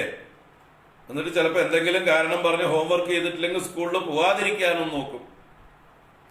ഇവിടെ അർജുനൻ അങ്ങനെയല്ല. ആചാര്യൻ ഏത് വിദ്യ പറഞ്ഞു കൊടുത്താലും അതിലെ ഏറ്റവും നമ്പർ 1 ആയിട്ട്, എക്സ്പീരിയൻസ് ആയിട്ട്, എക്സ്പെർട്ടൈസ് ആയിട്ട് അദ്ദേഹം അതിൽ നിന്ന് അടുത്ത വിദ്യയിലേക്ക് പോകുള്ളൂ. അതുപോലെ അഭ്യാസിയായിരുന്നു, നല്ല അഭ്യാസിയായിരുന്നു, എപ്പോഴും അഭ്യാസം ചെയ്തുകൊണ്ടേയിരിക്കും. അപ്പൊ അങ്ങനെ ഇരുട്ടിനെ ജയിച്ചവൻ, തമസ്സിനെ ജയിച്ചവൻ, രാത്രിയെ ജയിച്ചവൻ എന്നൊക്കെയാണ് അർജുനന്റെ ഇവിടെ ഗുഡാകേശൻ എന്ന് പറഞ്ഞതിന്റെ അർത്ഥം. അപ്പൊ ഗുഡാകേശേന ഏവം ഉക്തഃ ഋഷികേശ, ഇങ്ങനെ പറയപ്പെട്ടതായിട്ടുള്ള ഋഷികേശൻ ശ്രീകൃഷ്ണൻ, ഹേ ഭാരത എന്നോട് വിളിക്കുന്നത് സഞ്ജയൻ ധൃതരാഷ്ട്രയെ സംബോധന ചെയ്യുന്നതാണ് ഭാരത എന്ന്. അല്ലയോ ഭരതവംശത്തിൽ പിറന്നവനെ, ഭരതവംശത്തിലെ രാജാവായിരിക്കുന്നവനെ ധൃതരാഷ്ട്ര എന്ന് പറയാൻ ഭാരത എന്ന് വിളിച്ചു. എന്നിട്ട് ഗുഡാകേശേന ഭാരത സേനയോർ ഉഭയോർ മധ്യേ സ്ഥാപയിത്വാ രഥോത്തമം. കഴിഞ്ഞില്ല, തുടരുകയാണ്. ഉഭയോഹോ സേനയോഹോ മധ്യേ, രണ്ട് സൈന്യങ്ങളുടെയും മധ്യത്തിൽ രഥോത്തമം സ്ഥാപയിത്വാ, അർജുനന്റെ രഥം ഉത്തമമായിട്ടുള്ള രഥം, അവിടെ കൂടിയിട്ടുള്ള എല്ലാ സേനാനികളുടെയും എല്ലാ യോദ്ധാക്കളുടെയും രഥങ്ങളിൽ വെച്ച് ദ ബെസ്റ്റ്, എല്ലാ നന്മകളും തികഞ്ഞ, എല്ലാ യോഗ്യതകളും തികഞ്ഞതായിട്ടുള്ള ഉത്തമമായിട്ടുള്ള രഥമാണ്, ദിവ്യമായിട്ടുള്ള രഥമാണ് അർജുനന്റെ രഥം. നമ്മൾ പറഞ്ഞു മുമ്പ് അഗ്നി ഭഗവാൻ കൊടുത്തതാണ് എന്ന്. ഗാണ്ഡവ ദഹനം ചെയ്തു കൊടുത്തതിന്റെ പ്രത്യുപകാരമായിട്ട് അഗ്നി ഭഗവാൻ കൊടുത്ത രഥമാണ് ഈ ദിവ്യരഥം. ആ രഥത്തിന് അനേക ദിവ്യമായിട്ടുള്ള ശക്തികളുണ്ട്. ഞാൻ ഇന്നലെ പറഞ്ഞു, ചെറുതാവാനും വലുതാവാനും, വായുവിൽ പൊങ്ങിപ്പറക്കാനും, ഭൂമിയിലേക്ക് താഴ്ന്നു പോകാനും, ഇഷ്ടം പോലെ ദിശ മാറാനും, എല്ലാറ്റിനും സൗകര്യമുള്ളതായിട്ടുള്ള നിർമ്മിതിയാണ് ആ രഥം. അത് അഗ്നി ഭഗവാൻ അർജുനന് സമർപ്പിച്ചതാണ്, സമ്മാനമായി കൊടുത്തതാണ്. അപ്പൊ അങ്ങനെയുള്ള രഥോത്തമം ഉഭയോഹോ സേനയോഹോ മധ്യേ, ഉഭയോഹോ എന്ന് പറഞ്ഞാൽ രണ്ടിന്റെയും, സേനയോഹോ രണ്ട് സേനയുടെയും, മധ്യേ സ്ഥാപയിത്വ, മധ്യ എന്ന് പറഞ്ഞാൽ രണ്ടിന്റെയും നടുവിൽ കൊണ്ടുപോയി നിർത്തിയിട്ട് എന്ത് ചെയ്തു? അത് അടുത്ത ശ്ലോകത്തില് എവിടെയാ കൊണ്ടുപോയി നിർത്തുന്നത്? ഭീഷ്മദ്രോണ പ്രമുഖത, ഭീഷ്മരുടെയും ദ്രോണരുടെയും പ്രമുഖത എന്ന് പറഞ്ഞാൽ മുമ്പിൽ തന്നെ, അവരുടെ മുമ്പിൽ, പ്രത്യക്ഷത, പുരത എന്നൊക്കെ അർത്ഥം. അവരുടെ മുമ്പിൽ തന്നെ കൊണ്ടുപോയിട്ട് നിർത്തി, ഏറ്റവും പ്രധാനികളുടെ മുമ്പിൽ തന്നെ നിർത്തി. ആരെ കണ്ടാൽ അർജുനന്റെ ഉള്ളില് കൺഫ്യൂഷൻ ഉണ്ടാകുമോ അവരുടെ മുമ്പിലേക്ക് തന്നെ കൊണ്ടു നിർത്തി. പിന്നെ സർവേഷാം ച മഹീക്ഷിതാം, മറ്റ് സർവേഷാം എല്ലാവരുടെയും മഹീക്ഷിത, മഹീക്ഷിത്ത് എന്ന് പറഞ്ഞാൽ രാജാവ്, ഇവിടെ രാജാക്കന്മാരുടെ എല്ലാ രാജാക്കന്മാരുടെയും മുമ്പിലും കൊണ്ടുപോയി നിർത്തി. എന്നിട്ട് ഉവാച, ആരുവാച? ഭഗവാൻ ഉവാച. എന്ത് ഉവാച? ഹേ പാർത്ഥ, ഹേ അർജുന, പശ്യ ഏതാൻ, ദാ കാണൂ ഇവരെ, സമവേതാൻ കുരൂൻ ഇതി. സമവേതാൻ, സമവേതാൻ വന്നു ചേർന്നിരിക്കുന്നവരെ, വന്നു കൂടിയിരിക്കുന്ന യുദ്ധത്തിനായി അണിനിരന്നിരിക്കുന്നതായിട്ടുള്ള ഏതാൻ കുരൂൻ പശ്യ, ഈ കുരുക്കളെ നീ കണ്ടാലും എന്നാണ് പറഞ്ഞത്. ഇതി, ഇപ്രകാരം പറഞ്ഞു. ഇതി ഉവാച, ആര്? ഭഗവാൻ ഉവാച. ഋഷികേശ ഉവാച. എന്തുവാച? ഹേ പാർത്ഥ, ഏതാൻ സമവേതാൻ കുരൂൻ പശ്യ. അല്ലയോ അർജുന, ഈ വന്നു ചേർന്നിരിക്കുന്നതായിട്ടുള്ള, സമ്മേളിച്ചിരിക്കുന്നതായിട്ടുള്ള, നിരന്നിരിക്കുന്നതായിട്ടുള്ള കുരുക്കളെ കണ്ടാലും എന്നാണ് പറഞ്ഞത്. അപ്പൊ ഭഗവാൻ മനഃപൂർവമാണ് ഇത് ചെയ്യുന്നത്.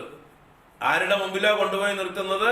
ഭീഷ്മദ്രോണ പ്രമുഖത, ഭീഷ്മരുടെയും ദ്രോണരുടെയും മുമ്പിൽ തന്നെ കൊണ്ടുപോയി നിർത്തുന്നു. ആരെ കണ്ടാൽ അർജുനന്റെ വീക്ക്നെസ് പുറത്തേക്ക് വരുമോ? അർജുനന്റെ വീക്ക്നെസ്സിനെ പുറത്തേക്ക് കൊണ്ടുവന്ന് അതിനെ കളഞ്ഞിട്ട് അർജുനനെ യുദ്ധത്തിലേക്ക് സജ്ജനാക്കാനാണ് അവിടെ ഭഗവാന്റെ ഉദ്ദേശ്യം. അല്ലെങ്കിൽ ഇപ്പൊ യുദ്ധം ആരംഭിച്ചു കഴിഞ്ഞിട്ട് പിന്നീട് എപ്പോഴെങ്കിലും വഴിയിൽ വെച്ചിട്ട് ഭീഷ്മരെ ദ്രോണരെ കണ്ടാല് അർജുനൻ ഒരു വണക്കം പറഞ്ഞിട്ട് സ്ഥലം മാറിപ്പോവും, വേറെയുള്ളവരുടെ നേരെ പോവും. ഭീഷ്മരും ദ്രോണരും അവിടെ ശേഷിക്കും. ആദ്യം കൊല്ലപ്പെടേണ്ടവര് ഇവരാണേ. ഇവരെ കൊന്നാലേ പാണ്ഡവന്മാർക്ക് ജയം ഉള്ളൂ. ഇവരാണ് കൗരവ സൈന്യത്തിന്റെ ഏറ്റവും ശക്തരായിട്ടുള്ള രണ്ട് നെടും തൂണുകൾ, കൗരവ സൈന്യത്തെ രക്ഷിക്കുന്ന രണ്ട് കോട്ടകൾ. ഭീഷ്മദ്രോണ തടാ ജയദ്രഥ ജല ഗാന്ധാര നീലോപല ശല്യഗ്രാഹവതീ കൃപേണ വഹനി കർണേന വേലാകുല അശ്വത്ഥാമ വികർണ ഘോരമകര ദുര്യോധനാവർത്തിനി സോത്തീർണ ഖലു പാണ്ഡവൈരണനദീ കൈവർത്തക കേശവ. അപ്പൊ ഈ വലിയ രണനദി, ഈ കൗരവന്മാരാകുന്ന രണനദി കൂലം കുത്തി ഒഴുകി വരികയാണ്.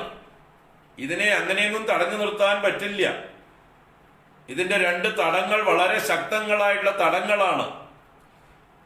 ആ തടങ്ങൾ ഈ നദിയെ രക്ഷിക്കുന്നിടത്തോളം കാലം ഈ നദിയുടെ ശക്തി കുറയാൻ പോകുന്നില്ല. അപ്പൊ ഈ നദിയുടെ ശക്തി കുറയ്ക്കണോ, ഈ തടങ്ങളെ തകർക്കണം. രണ്ട് തടങ്ങൾ തട്ടിക്കളഞ്ഞ് ഈ നദിയുടെ വെള്ളം നാനാഭാഗത്തേക്കും ഒഴുക്കി വിട്ടാലേ നദിയുടെ ഒഴുക്കിന്റെ ശക്തി കുറയുള്ളൂ. അല്ലെങ്കിൽ അതിന്റെ ആ ഫ്ലോ, അതിന്റെ കറന്റ്, അതിന്റെ ഫോഴ്സ് അത് കൂടുകയുള്ളൂ, താഴോട്ട് താഴോട്ട് കുത്തി ഒലിച്ചിട്ട്. അപ്പൊ അതിനെ പരന്നൊഴുകാറാക്കണം. നാല് ഭാഗത്തേക്കും ഈ നദിയിലെ വെള്ളം കര പൊട്ടിച്ച് പല ഭാഗത്തേക്കും ഒഴുകിപ്പോയാൽ പിന്നെ പോകുന്ന വെള്ളത്തിന്റെ ശക്തി കുറയും. അപ്പൊ അതുപോലെയാണ് ഈ ഭീഷ്മദ്രോണന്മാരാകുന്ന തടങ്ങൾ. ഇവരാണ് ഈ കൗരവ സൈന്യത്തിന്റെ കോട്ടകൾ. ഈ രണ്ട് കോട്ടകളെ തകർത്താൽ മാത്രമേ ഇവരെ തകർക്കാൻ പറ്റുള്ളൂ, ഈ കൗരവന്മാരെ നിഗ്രഹിക്കാൻ പറ്റുള്ളൂ. അതുകൊണ്ട് ഇവരെയാണ് ആദ്യം കൊല്ലേണ്ടത്. അത് നിനക്ക് മാത്രമേ കഴിയൂ. നീയാണ് ഈ പാണ്ഡവ സൈന്യത്തിന്റെ ഏറ്റവും മുഖ്യനായിട്ടുള്ള പോരാളി. നിന്നെ വിശ്വസിച്ചിട്ടാണ് ഈ പാണ്ഡവ സൈന്യം മുഴുവൻ വന്നിരിക്കുന്നത്. അതുകൊണ്ട് നിന്റെ ഉത്തരവാദിത്വം, അർജുനൻ ചോദിച്ചതും അത് തന്നെയല്ലേ, കൈർ മയാ സഹയോദ്ധവ്യം, to whom I should fight, ആരോട് ഞാൻ യുദ്ധം ചെയ്യണം, ആരോടാണ് ഞാൻ യുദ്ധം ചെയ്യേണ്ടത് ഏതെങ്കിലും പീക്കിരി പിള്ളരോടല്ല പോയി യുദ്ധം ചെയ്യേണ്ടത്. ഈ പാണ്ഡവ സൈന്യത്തിന്റെ ഏറ്റവും മുഖ്യനായ നെടുന്തൂണായ നീ യുദ്ധം ചെയ്യേണ്ടത് കൗരവ സൈന്യത്തിന്റെ നെടുന്തൂണുകളായിട്ടുള്ള ഇവരോട് തന്നെ ആവണം. അതാണ് നിനക്ക് പറ്റിയ മാച്ച്. നീ അവരെ തകർത്താൽ മാത്രമേ നിനക്ക് കൗരവന്മാരുടെ മേലെ ഈ പാണ്ഡവ സൈന്യത്തിന് വിജയം നേടാൻ കഴിയുള്ളൂ. യുധിഷ്ഠിരന് ദുര്യോധനനെ ജയിക്കണം. അപ്പൊ യുധിഷ്ഠിരനെ വിട്ടുകൊടുക്കാൻ പറ്റില്ല. അവര് ദുര്യോധനനെ പ്രൊട്ടക്ട് ചെയ്യുന്നുണ്ട്. കൗരവന്മാര് ദുര്യോധനനെ അവരുടെ രാജാവായി പ്രൊട്ടക്ട് ചെയ്യുന്നുണ്ട്. ദുര്യോധനനെ അവസാനേ വിട്ടുകൊടുക്കുള്ളൂ. അവര് കാണണ്ടല്ലോ നമ്മള് മഹാഭാരത യുദ്ധത്തിൽ 18 ദിവസം കഴിഞ്ഞ് അവസാനമാണ് ദുര്യോധനൻ പതിക്കുന്നത്. എല്ലാവരും അവരുടെ പ്രാണൻ കൊടുത്തതിന് ശേഷമാണ് അവസാനമാണ് ദുര്യോധനൻ പതിക്കുന്നത്. അപ്പൊ ദുര്യോധനനെ അവരെല്ലാം നന്നായി രക്ഷിച്ചു. ദുര്യോധനൻ പറഞ്ഞത് സത്യമാക്കിയവര്. മദർത്തെ തെക്ത ജീവിതാഹ എന്ന് ദുര്യോധനൻ വിളിച്ചു പറഞ്ഞില്ലേ, എനിക്ക് വേണ്ടി ജീവിതത്തെ ഉപേക്ഷിച്ചവർ. അത് അവര് സത്യമാക്കി ചെയ്തു. അവസാനമാണ് ദുര്യോധനൻ പതിക്കുന്നത്. ദുര്യോധനന്റെ പതനത്തോടുകൂടി യുദ്ധവും കഴിഞ്ഞു. അപ്പോഴേക്കും സൈന്യമൊക്കെ കഴിഞ്ഞു, ആരും ബാക്കിയില്ല കാര്യമായിട്ട്. അപ്പൊ എങ്ങനെയാണോ ദുര്യോധനനെ കൗരവ സൈന്യം രക്ഷിക്കുന്നത്, ഭീഷ്മദ്രോണാദികൾ രക്ഷിക്കുന്നത്, അതുപോലെ യുധിഷ്ഠിരനും നിങ്ങളാൽ രക്ഷിക്കപ്പെടണം. അതിൽ മുഖ്യ രക്ഷകൻ അർജുന നീയാണ്. അപ്പൊ നീ ഏറ്റവും ശക്തനായിട്ടുള്ള പോരാളിയാണ് ഈ പക്ഷത്ത്. മറുപക്ഷത്ത് നിനക്ക് ചേരുന്നവർ, നിനക്ക് തുല്യന്മാരായിട്ടുള്ളവർ, യോഗ്യരായിട്ടുള്ളവർ ഈ ഭീഷ്മരും ദ്രോണരുമാണ്. അവരോടാണ് നീ ആദ്യം യുദ്ധം ചെയ്യേണ്ടത്. അവരോട് യുദ്ധം ചെയ്യാൻ മടിച്ചാൽ പിന്നെ നീ ആരോട് യുദ്ധം ചെയ്തിട്ടും കാര്യമൊന്നുമില്ല. അതുകൊണ്ട് ഭഗവാൻ മനഃപൂർവം തന്നെ തന്റെ ശത്രുക്കളെ, തന്റെ എതിർപക്ഷത്തെ കൃത്യമായിട്ട് ലൊക്കേറ്റ് ചെയ്തു, ഫോക്കസ് കൊടുത്തു. യുദ്ധത്തിന്റെ ലക്ഷ്യം കൃത്യമായിട്ട് ഭഗവാൻ കാണിച്ചു കൊടുത്തു. ആദ്യം തകർക്കേണ്ടത് ഭീഷ്മരെയാണ്, ഒപ്പം തകർക്കേണ്ടത് ദ്രോണരെയാണ്. അപ്പൊ ഇതിൽ നിന്ന് തന്നെ മഹാഭാരത യുദ്ധത്തിൽ ആരാണ് ഏറ്റവും വലിയ എന്താ പറയുക അധർമ്മത്തിന്റെ രക്ഷകന്മാർ എന്ന് വ്യക്തം. ആരാ കൊണ്ടുപോയി കാണിച്ചു കൊടുക്കുന്നത്? ഭഗവാൻ തന്നെയാണ്. ഭഗവാന് തെറ്റുവോ? സർവജ്ഞനായിട്ടുള്ള ധർമ്മമൂർത്തിയായിട്ടുള്ള ധർമ്മരക്ഷയ്ക്ക് വേണ്ടി അവതരിച്ച ഭഗവാൻ ഈ ഭീഷ്മരും ദ്രോണരുമാണ് ഈ മഹാഭാരത യുദ്ധത്തിന്റെ ഏറ്റവും പ്രധാനികൾ. അവരാണ് ഈ അധർമ്മത്തിന്റെ കാവൽക്കാർ. അവർ ആദ്യം കൊല്ലപ്പെടണം എന്ന് കാണിച്ചു കൊടുക്കണം ഇവിടെ അർജുനന്. പക്ഷെ അപ്പോഴേക്കും അർജുനന്റെ ഉള്ളിലത്തെ വീക്ക്നെസ്സുകളൊക്കെ പുറത്ത് വരുന്നുണ്ടോന്ന് ഭഗവാന്റെ ഒരു പരീക്ഷയും കൂടിയാണ്. ഒരു വീക്ക്നെസ് ഉണ്ടാവാൻ പാടില്ല അവിടെ. ഒരു ക്ഷത്രിയൻ എന്നുള്ളതായിട്ടുള്ള നിലയ്ക്ക് ശത്രുവിന്റെ നേരെ ഒരു തരത്തിലുള്ളതായിട്ടുള്ള സിമ്പതിയും ഉണ്ടാവാൻ പാടില്ല. താൻ ധർമ്മപക്ഷത്താണെന്ന് ഉത്തമ ബോധ്യമുണ്ടെങ്കിൽ, എതിർപക്ഷം അധർമ്മപക്ഷമാണെന്ന് ഉത്തമ ബോധ്യമുണ്ടെങ്കിൽ, ആ അധർമ്മപക്ഷത്ത് അത് ആര് നിന്നാലും അത് എത്ര പ്രിയപ്പെട്ടവരായിക്കോട്ടെ അവരെ കൊന്നുകളയുക എന്നുള്ളത് ഒരു ക്ഷത്രിയന്റെ ധർമ്മമാണ്. അപ്പൊ ആ ക്ഷത്രിയ ധർമ്മത്തെ അർജുനന്റെ ഉള്ളിൽ പരീക്ഷിക്കുകയാണ് ഭഗവാൻ. അപ്പൊ അർജുനൻ ഉത്തമ ക്ഷത്രിയൻ തന്നെയാണ്. പക്ഷെ അദ്ദേഹത്തിന് ചില വീക്ക്നെസ്സുകൾ ഉണ്ട്. ആ വീക്ക്നെസ്സുകളെ കൂടി ഇവിടെ ഇല്ലായ്മ ചെയ്യാൻ വേണ്ടിയിട്ടാണ് ഭഗവാൻ ഇങ്ങനൊരു അവസരം ഒരുക്കുന്നത്. അങ്ങനൊരു അർജുനന്റെ ഉള്ളിലുള്ള ഈ മമത എന്ന വീക്ക്നെസ്സിനെ, അതുപോലെ ധർമ്മ സമ്മൂഢത, എന്താണ് ധർമ്മം എന്ന് കൃത്യമായിട്ട് നിർവചിക്കാൻ പറ്റാത്തതായിട്ടുള്ള ഒരു അവസ്ഥ അർജുനൻ ഉണ്ടാവുന്നു. ധർമ്മസമ്മൂഢചേതാഹ, ധർമ്മത്തെ സംബന്ധിച്ച് സമ്മൂഢചേതസ്സാവുകയാണ്. എന്താണ് ശരിക്കും ഞാൻ ചെയ്യേണ്ടത് എന്നുള്ള ആ കർത്തവ്യത്തെ കുറിച്ചുള്ളതായിട്ടുള്ള കൺഫ്യൂഷൻ അർജുനന്റെ ഉള്ളിൽ ഉണ്ടാവുന്നു, അതും കൃത്യമായിട്ട് തീർത്തു കൊടുക്കണം. അത് ഭഗവാന്റെ ഉദ്ദേശ്യമാണ്. അപ്പൊ അതിനു വേണ്ടി തന്നെ ഭഗവാൻ കരുതിക്കൂട്ടി ഭീഷ്മദ്രോണ പ്രമുഖത, ഭീഷ്മരുടെയും ദ്രോണരുടെയും പുരതഃ മുമ്പിൽ തന്നെ കൊണ്ടുപോയി മറ്റു രാജാക്കന്മാരെയും കാണുന്ന രീതിയിൽ സർവേഷാം മഹീക്ഷിതാം ച പ്രമുഖത, എല്ലാ രാജാക്കന്മാരുടെയും മുമ്പിൽ കൊണ്ടുപോയിട്ട് അർജുനന്റെ രഥത്തെ സ്ഥാപയിത്വ, രഥോത്തമം സ്ഥാപയിത്വ ഉവാച, ഇപ്രകാരം പറഞ്ഞു, ഹേ പാർത്ഥ, അല്ലയോ പാർത്ഥ കുന്തിപുത്ര, ഏതാൻ സമവേതാൻ കുരൂൻ പശ്യ, ഈ യുദ്ധത്തിനായി വന്ന് നിരന്നിരിക്കുന്നതായിട്ടുള്ള കൗരവന്മാരെ നീ കണ്ടാലും നന്നായി നോക്കിക്കോളൂ എന്ന് എടുത്തു പറഞ്ഞു. അപ്പൊ അതിൽ ഭഗവാന്റെ പ്രയോഗം കൂടി എന്താണ്? കുരൂൻ, കുരൂൻ പശ്യ.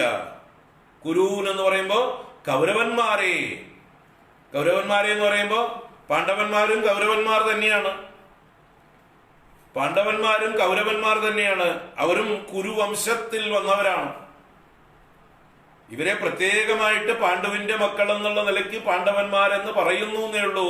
പാണ്ഡവന്മാരും ഒരു കണക്കിന് കൗരവന്മാർ തന്നെയാണ്. കാരണം കുരുവംശത്തിൽ ഉള്ളവരാണ് ഇവരെല്ലാം.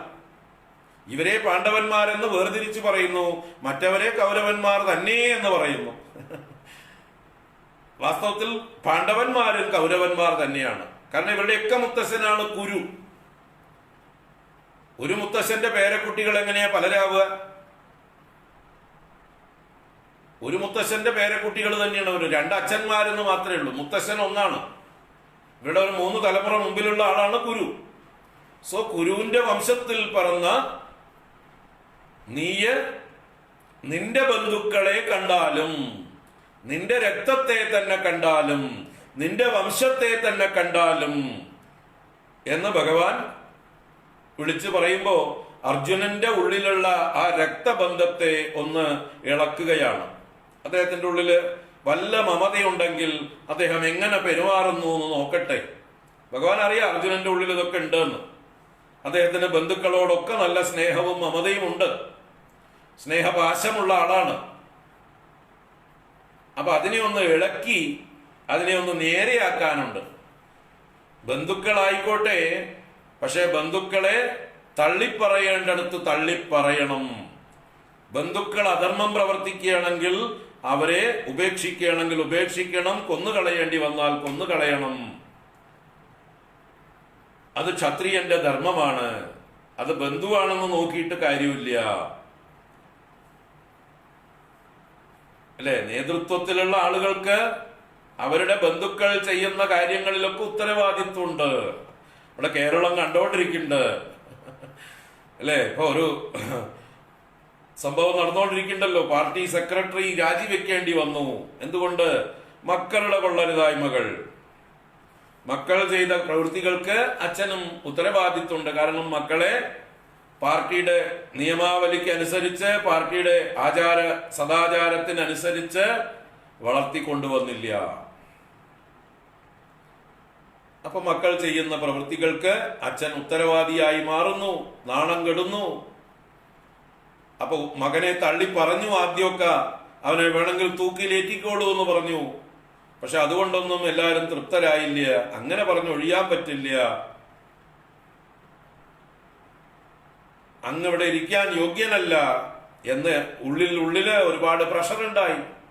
ഒരുപാട് പേര് എതിർപ്പുണ്ടാവും, പുറത്തേക്ക് കാണില്ല പാർട്ടിയുടെ ഒരു വ്യവസ്ഥ കൊണ്ട്. TV ചാനലിൽ ചർച്ചയ്ക്കൊക്കെ ചാവേറുകൾ വന്നിരുന്ന് എന്തെങ്കിലുമൊക്കെ പുലമ്പും. പക്ഷെ ഉള്ളില് അവിടെ കുത്താൻ ആൾക്കാരുണ്ടാവും. ആനത്തല വട്ടമോ അതുപോലെയുള്ള ആൾക്കാരൊക്കെ കുത്തിയിട്ടുണ്ട്. അതുകൊണ്ട് പുറത്തേക്ക് പോണ്ടി വന്നു, രാജിവെക്കേണ്ടി വന്നു, അല്ലെ? അപ്പൊ ബന്ധുക്കളാണെങ്കിലും തെറ്റ് ചെയ്താൽ തെറ്റ് തന്നെയാണ്, അത് എവിടെയാണെങ്കിലും. അപ്പൊ സ്ഥാനമാനങ്ങൾ ഉപയോഗിച്ചുകൊണ്ട്, അധികാരം ഉപയോഗിച്ചുകൊണ്ട് ഭരണ സാരഥ്യത്തിലിരിക്കുന്നതായിട്ടുള്ള ആളുകള് തങ്ങളുടെ ബന്ധുക്കൾ തെറ്റ് ചെയ്താൽ അവരെ ശിക്ഷിക്കേണ്ടിടത്ത് ശിക്ഷിക്കണം.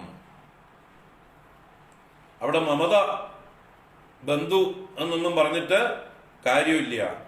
അപ്പൊ അത് ഇവിടെ വ്യക്തമാക്കാൻ വേണ്ടിയിട്ടാണ് അർജുനന്റെ ഉള്ളിലുള്ള ആ വീക്ക്നെസ്സുകളൊക്കെ പുറത്ത് ചാടിച്ച് അതിനെ അടിച്ചു തളിച്ച് വൃത്തിയാക്കാൻ, അർജുനനിലെ ശുദ്ധമായിട്ടുള്ള ക്ഷത്രിയ ഭാവത്തെ പുറത്തേക്ക് കൊണ്ടുവരാൻ, എല്ലാ മാലിന്യങ്ങളും കളയാൻ, ഒരു ശുദ്ധീകരണത്തിനായിക്കൊണ്ടാണ് ഭഗവാൻ ഇപ്രകാരം തന്നെ പറഞ്ഞത്. സമവേതാൻ കുരൂൻ പശ്യ. ഈ വന്നു ചേർന്നിരിക്കുന്ന കൗരവന്മാരെ കണ്ടാലും, നിന്റെ ബന്ധുക്കളെ കണ്ടാലും, നിന്റെ വംശരെ കണ്ടാലും, വേറെ അന്യരൊന്നുമില്ല ഇവിടെ, അല്ലെ? പുറത്തുനിന്ന് ആരും വന്നിട്ടൊന്നുമില്ല. പാകിസ്ഥാനികളും ചൈനക്കാരും റഷ്യക്കാരും ഒന്നുമില്ല ഇവിടെ. നിന്റെ കുടുംബം തന്നെ, നിന്റെ സഹോദരങ്ങൾ തന്നെ. അവരോട് നീ എങ്ങനെ പെരുമാറണമെന്ന് നോക്കട്ടെ. അതിനാണ് ഭഗവാൻ ഇങ്ങനെ പറഞ്ഞത്. അതിന് അർജുനൻ എന്ത് ചെയ്യുന്നു, എന്ത് കാണുന്നു നോക്കാം.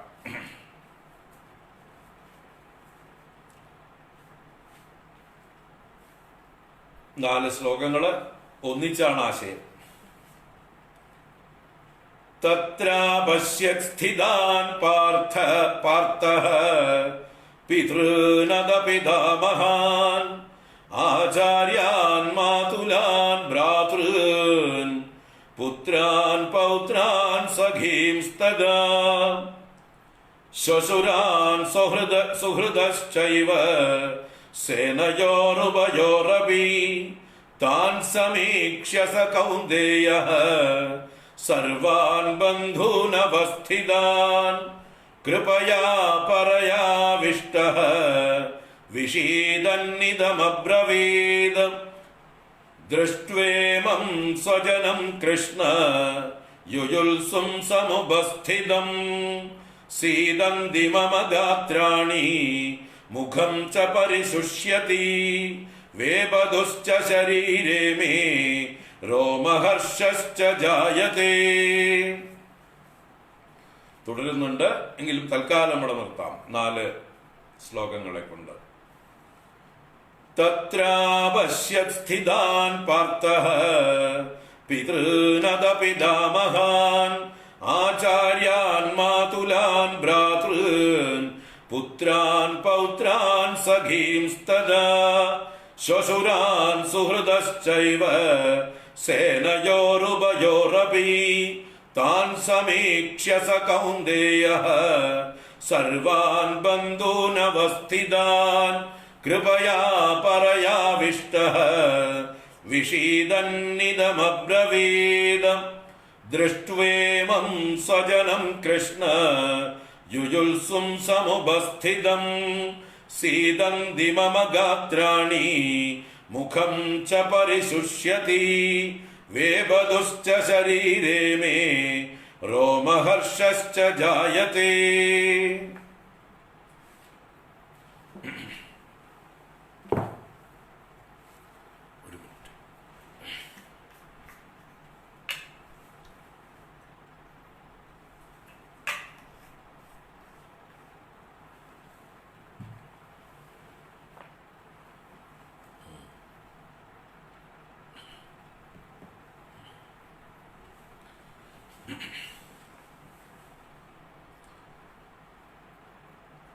ഭഗവാൻ 2 സൈന്യത്തിന്റെ മധ്യത്തിൽ ഭീഷ്മരുടെയും ദ്രോണരുടെയും മുമ്പിൽ കൊണ്ടുപോയി അർജുനന്റെ രഥത്തെ നിർത്തിക്കൊണ്ട് ഇപ്രകാരം പറഞ്ഞു.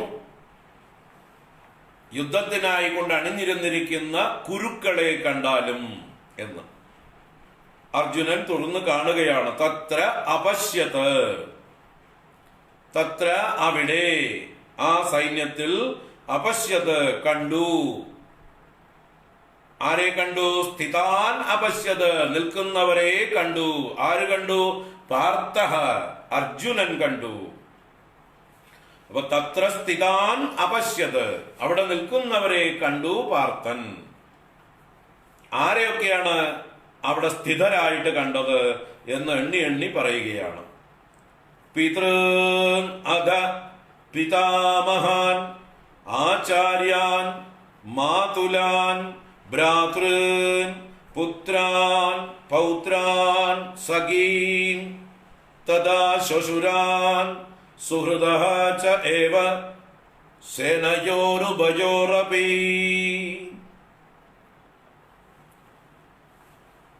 10 വിഭാഗം ആൾക്കാരെ എടുത്തെടുത്ത് പറഞ്ഞു. തത്ര അപശ്യത് പാർത്ഥഃ, അവിടെ ആ സൈന്യത്തിൽ, കൗരവ സൈന്യത്തിൽ പാർത്ഥൻ കണ്ടു, സ്ഥിതി ചെയ്യുന്നവരെ കണ്ടു. ആരെയൊക്കെ കണ്ടു? പിതൃൻ അപശ്യത്. പിതൃ എന്ന് പറഞ്ഞാൽ പിതാക്കളെ കണ്ടു എന്ന് പറഞ്ഞാൽ അർജുനന്റെ പിതാവ് അവിടെ ഇല്ല. അർജുനന്റെ പിതാവ് പാണ്ഡു എന്നോ പോയി, അതുകൊണ്ടാണ് ഇപ്പൊ പ്രശ്നമൊക്കെ ഉണ്ടായിട്ടുള്ളത്. അപ്പൊ ഇവിടെ പിതൃൻ എന്ന് പറഞ്ഞാൽ പിതൃ സമാനന്മാരായിരിക്കുന്നവരെ എന്നർത്ഥം. ആരൊക്കെ പിതൃതുല്യമായിട്ട് വാത്സല്യത്തോടെ ഏതൊക്കെ ഉപകാരങ്ങൾ ഒരു പിതാവ് ചെയ്യേണ്ട കാര്യങ്ങൾ ആരൊക്കെ ചെയ്യുന്നുവോ അവരൊക്കെ പിതൃതുല്യരാണ്. അന്നദാത, ഭയത്രാത, അന്നം കൊടുക്കുന്ന ആള്, ഭയത്തിൽ നിന്ന് രക്ഷിക്കുന്ന ആള്, വളർത്ത് അച്ഛൻ, വിദ്യ കൊടുക്കുന്ന ആള്, ഉപനയനം ചെയ്യിക്കുന്ന ആള്, ഇങ്ങനെ പല രീതിയിൽ അച്ഛന്റെ സ്ഥാനം വഹിക്കുന്ന ആളുകളാണ് അവരൊക്കെ.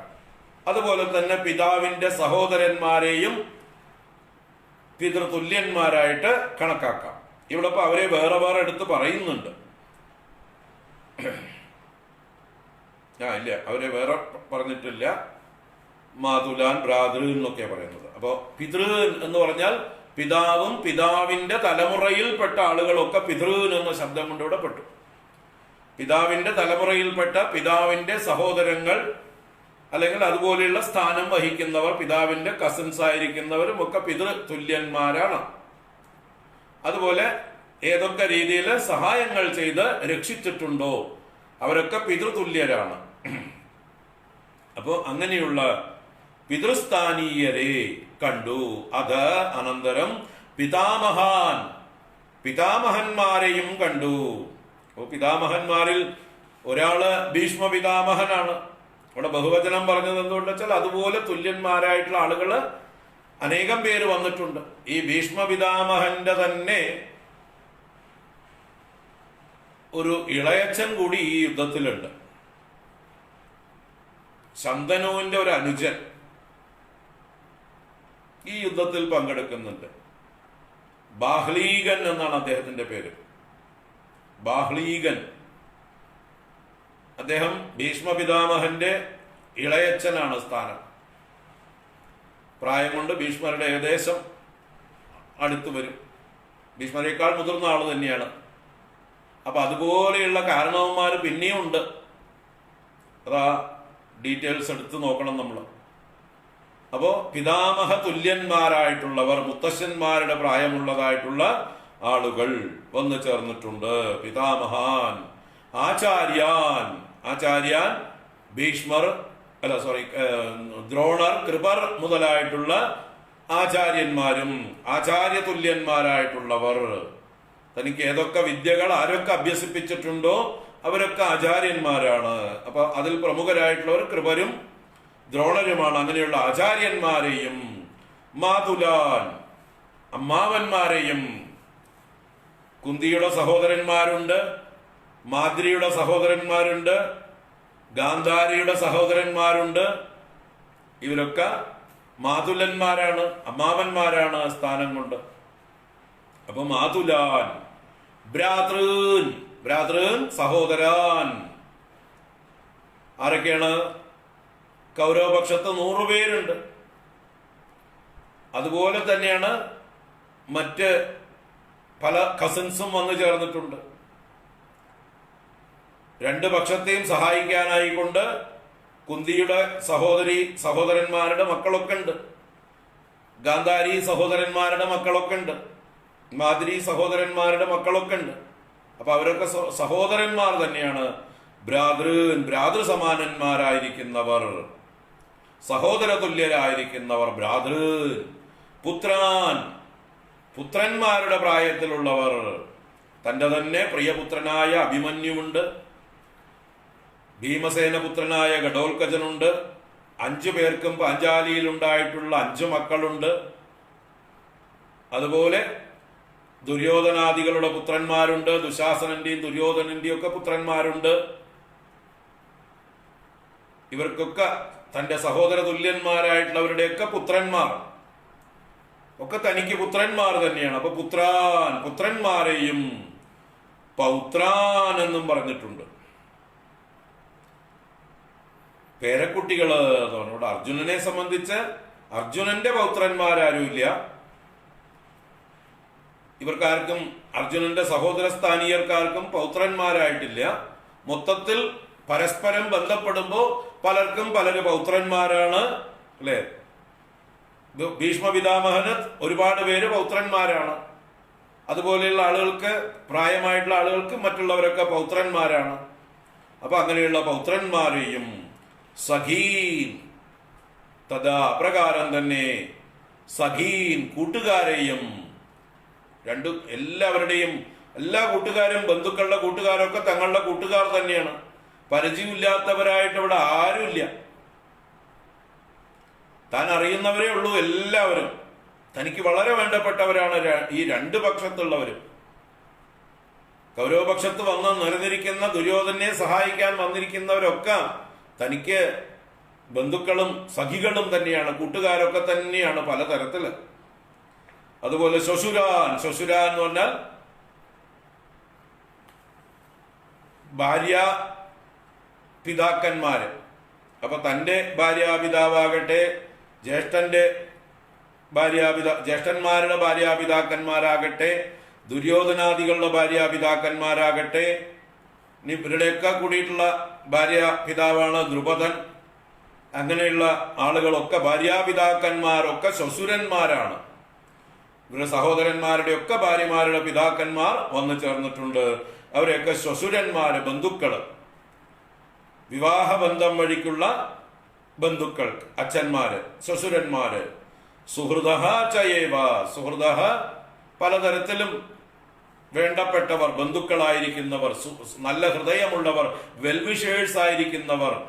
എല്ലാവരും അങ്ങോട്ടും ഇങ്ങോട്ടും വെൽവിഷേഴ്സ് ആണ് വാസ്തവത്തിൽ. പക്ഷെ ഇപ്പൊ നിവൃത്തികേട് കൊണ്ട് അങ്ങോട്ടും ഇങ്ങോട്ടും പക്ഷം മാറി വന്നു നിൽക്കുന്നു. അവരുടെ ഉള്ളില് സങ്കടം ഉണ്ടാവും, ഇങ്ങനൊരു പക്ഷത്ത് നിൽക്കേണ്ടി വന്നതിന്. നിവൃത്തികേട് കൊണ്ടായിരിക്കും പലരും വന്നു നിൽക്കുന്നുണ്ടാവുക. അങ്ങനെ സുഹൃത്തുക്കളായിരിക്കുന്നവരും. അങ്ങനെ ഉഭയോഹോ സേനയോഹോ അഭി, രണ്ട് സൈന്യങ്ങളിലും എവിടെ നോക്കിയാലും ഏതെങ്കിലും തരത്തില് ബന്ധുക്കളാണ് എല്ലാവരും. അന്യരായിട്ട് ആരെയും കാണാനില്ല. അമേരിക്കയിൽ നിന്നും ആഫ്രിക്കയിൽ നിന്നൊന്നും ആരും വന്നതായിട്ട് കാണുന്നില്ല. ഒക്കെ തന്റെ വംശം, അപ്പുറം ഇപ്പുറം നിൽക്കുന്നവരൊക്കെ തനിക്ക് വേണ്ടപ്പെട്ടവര്. ഏത് രീതിയിൽ നോക്കിയാലും ബന്ധുക്കളാണ്. അന്യരായിട്ട് ആരെയും കാണാനില്ല. ഉഭയോഹോ സേനയോഹോ അഭി, ഇങ്ങനെ മുഴുവൻ ബന്ധുക്കളെയാണ് കണ്ടത്. താൻ സമീക്ഷ്യ സഹ കൗന്ദേയ, അവരെ കണ്ടിട്ട്, സമീക്ഷ നന്നായി കണ്ടിട്ട് ആ കൗന്ദേയൻ ആരെയാ കണ്ടത്? സർവാൻ ബന്ധൂൻ അവസ്ഥിതാൻ, സർവ ബന്ധുക്കളും അവസ്ഥിതരായിട്ട് വന്ന് നിരന്നിരിക്കുന്നതായിട്ട് കണ്ടിട്ട്. ഇനി ആരെങ്കിലും വരാതിരുന്നിട്ടുണ്ടോന്നേ ശങ്കയുള്ളൂ. ഇപ്പോ തനിക്ക് അറിയാവുന്ന ബന്ധുക്കള് കല്യാണത്തിനൊക്കെ വിളിച്ചാൽ നമ്മൾ നോക്കുക അങ്ങനെയാണ്, ആരാ വരാത്തത് എന്നാ നോക്കുക, അല്ലേ?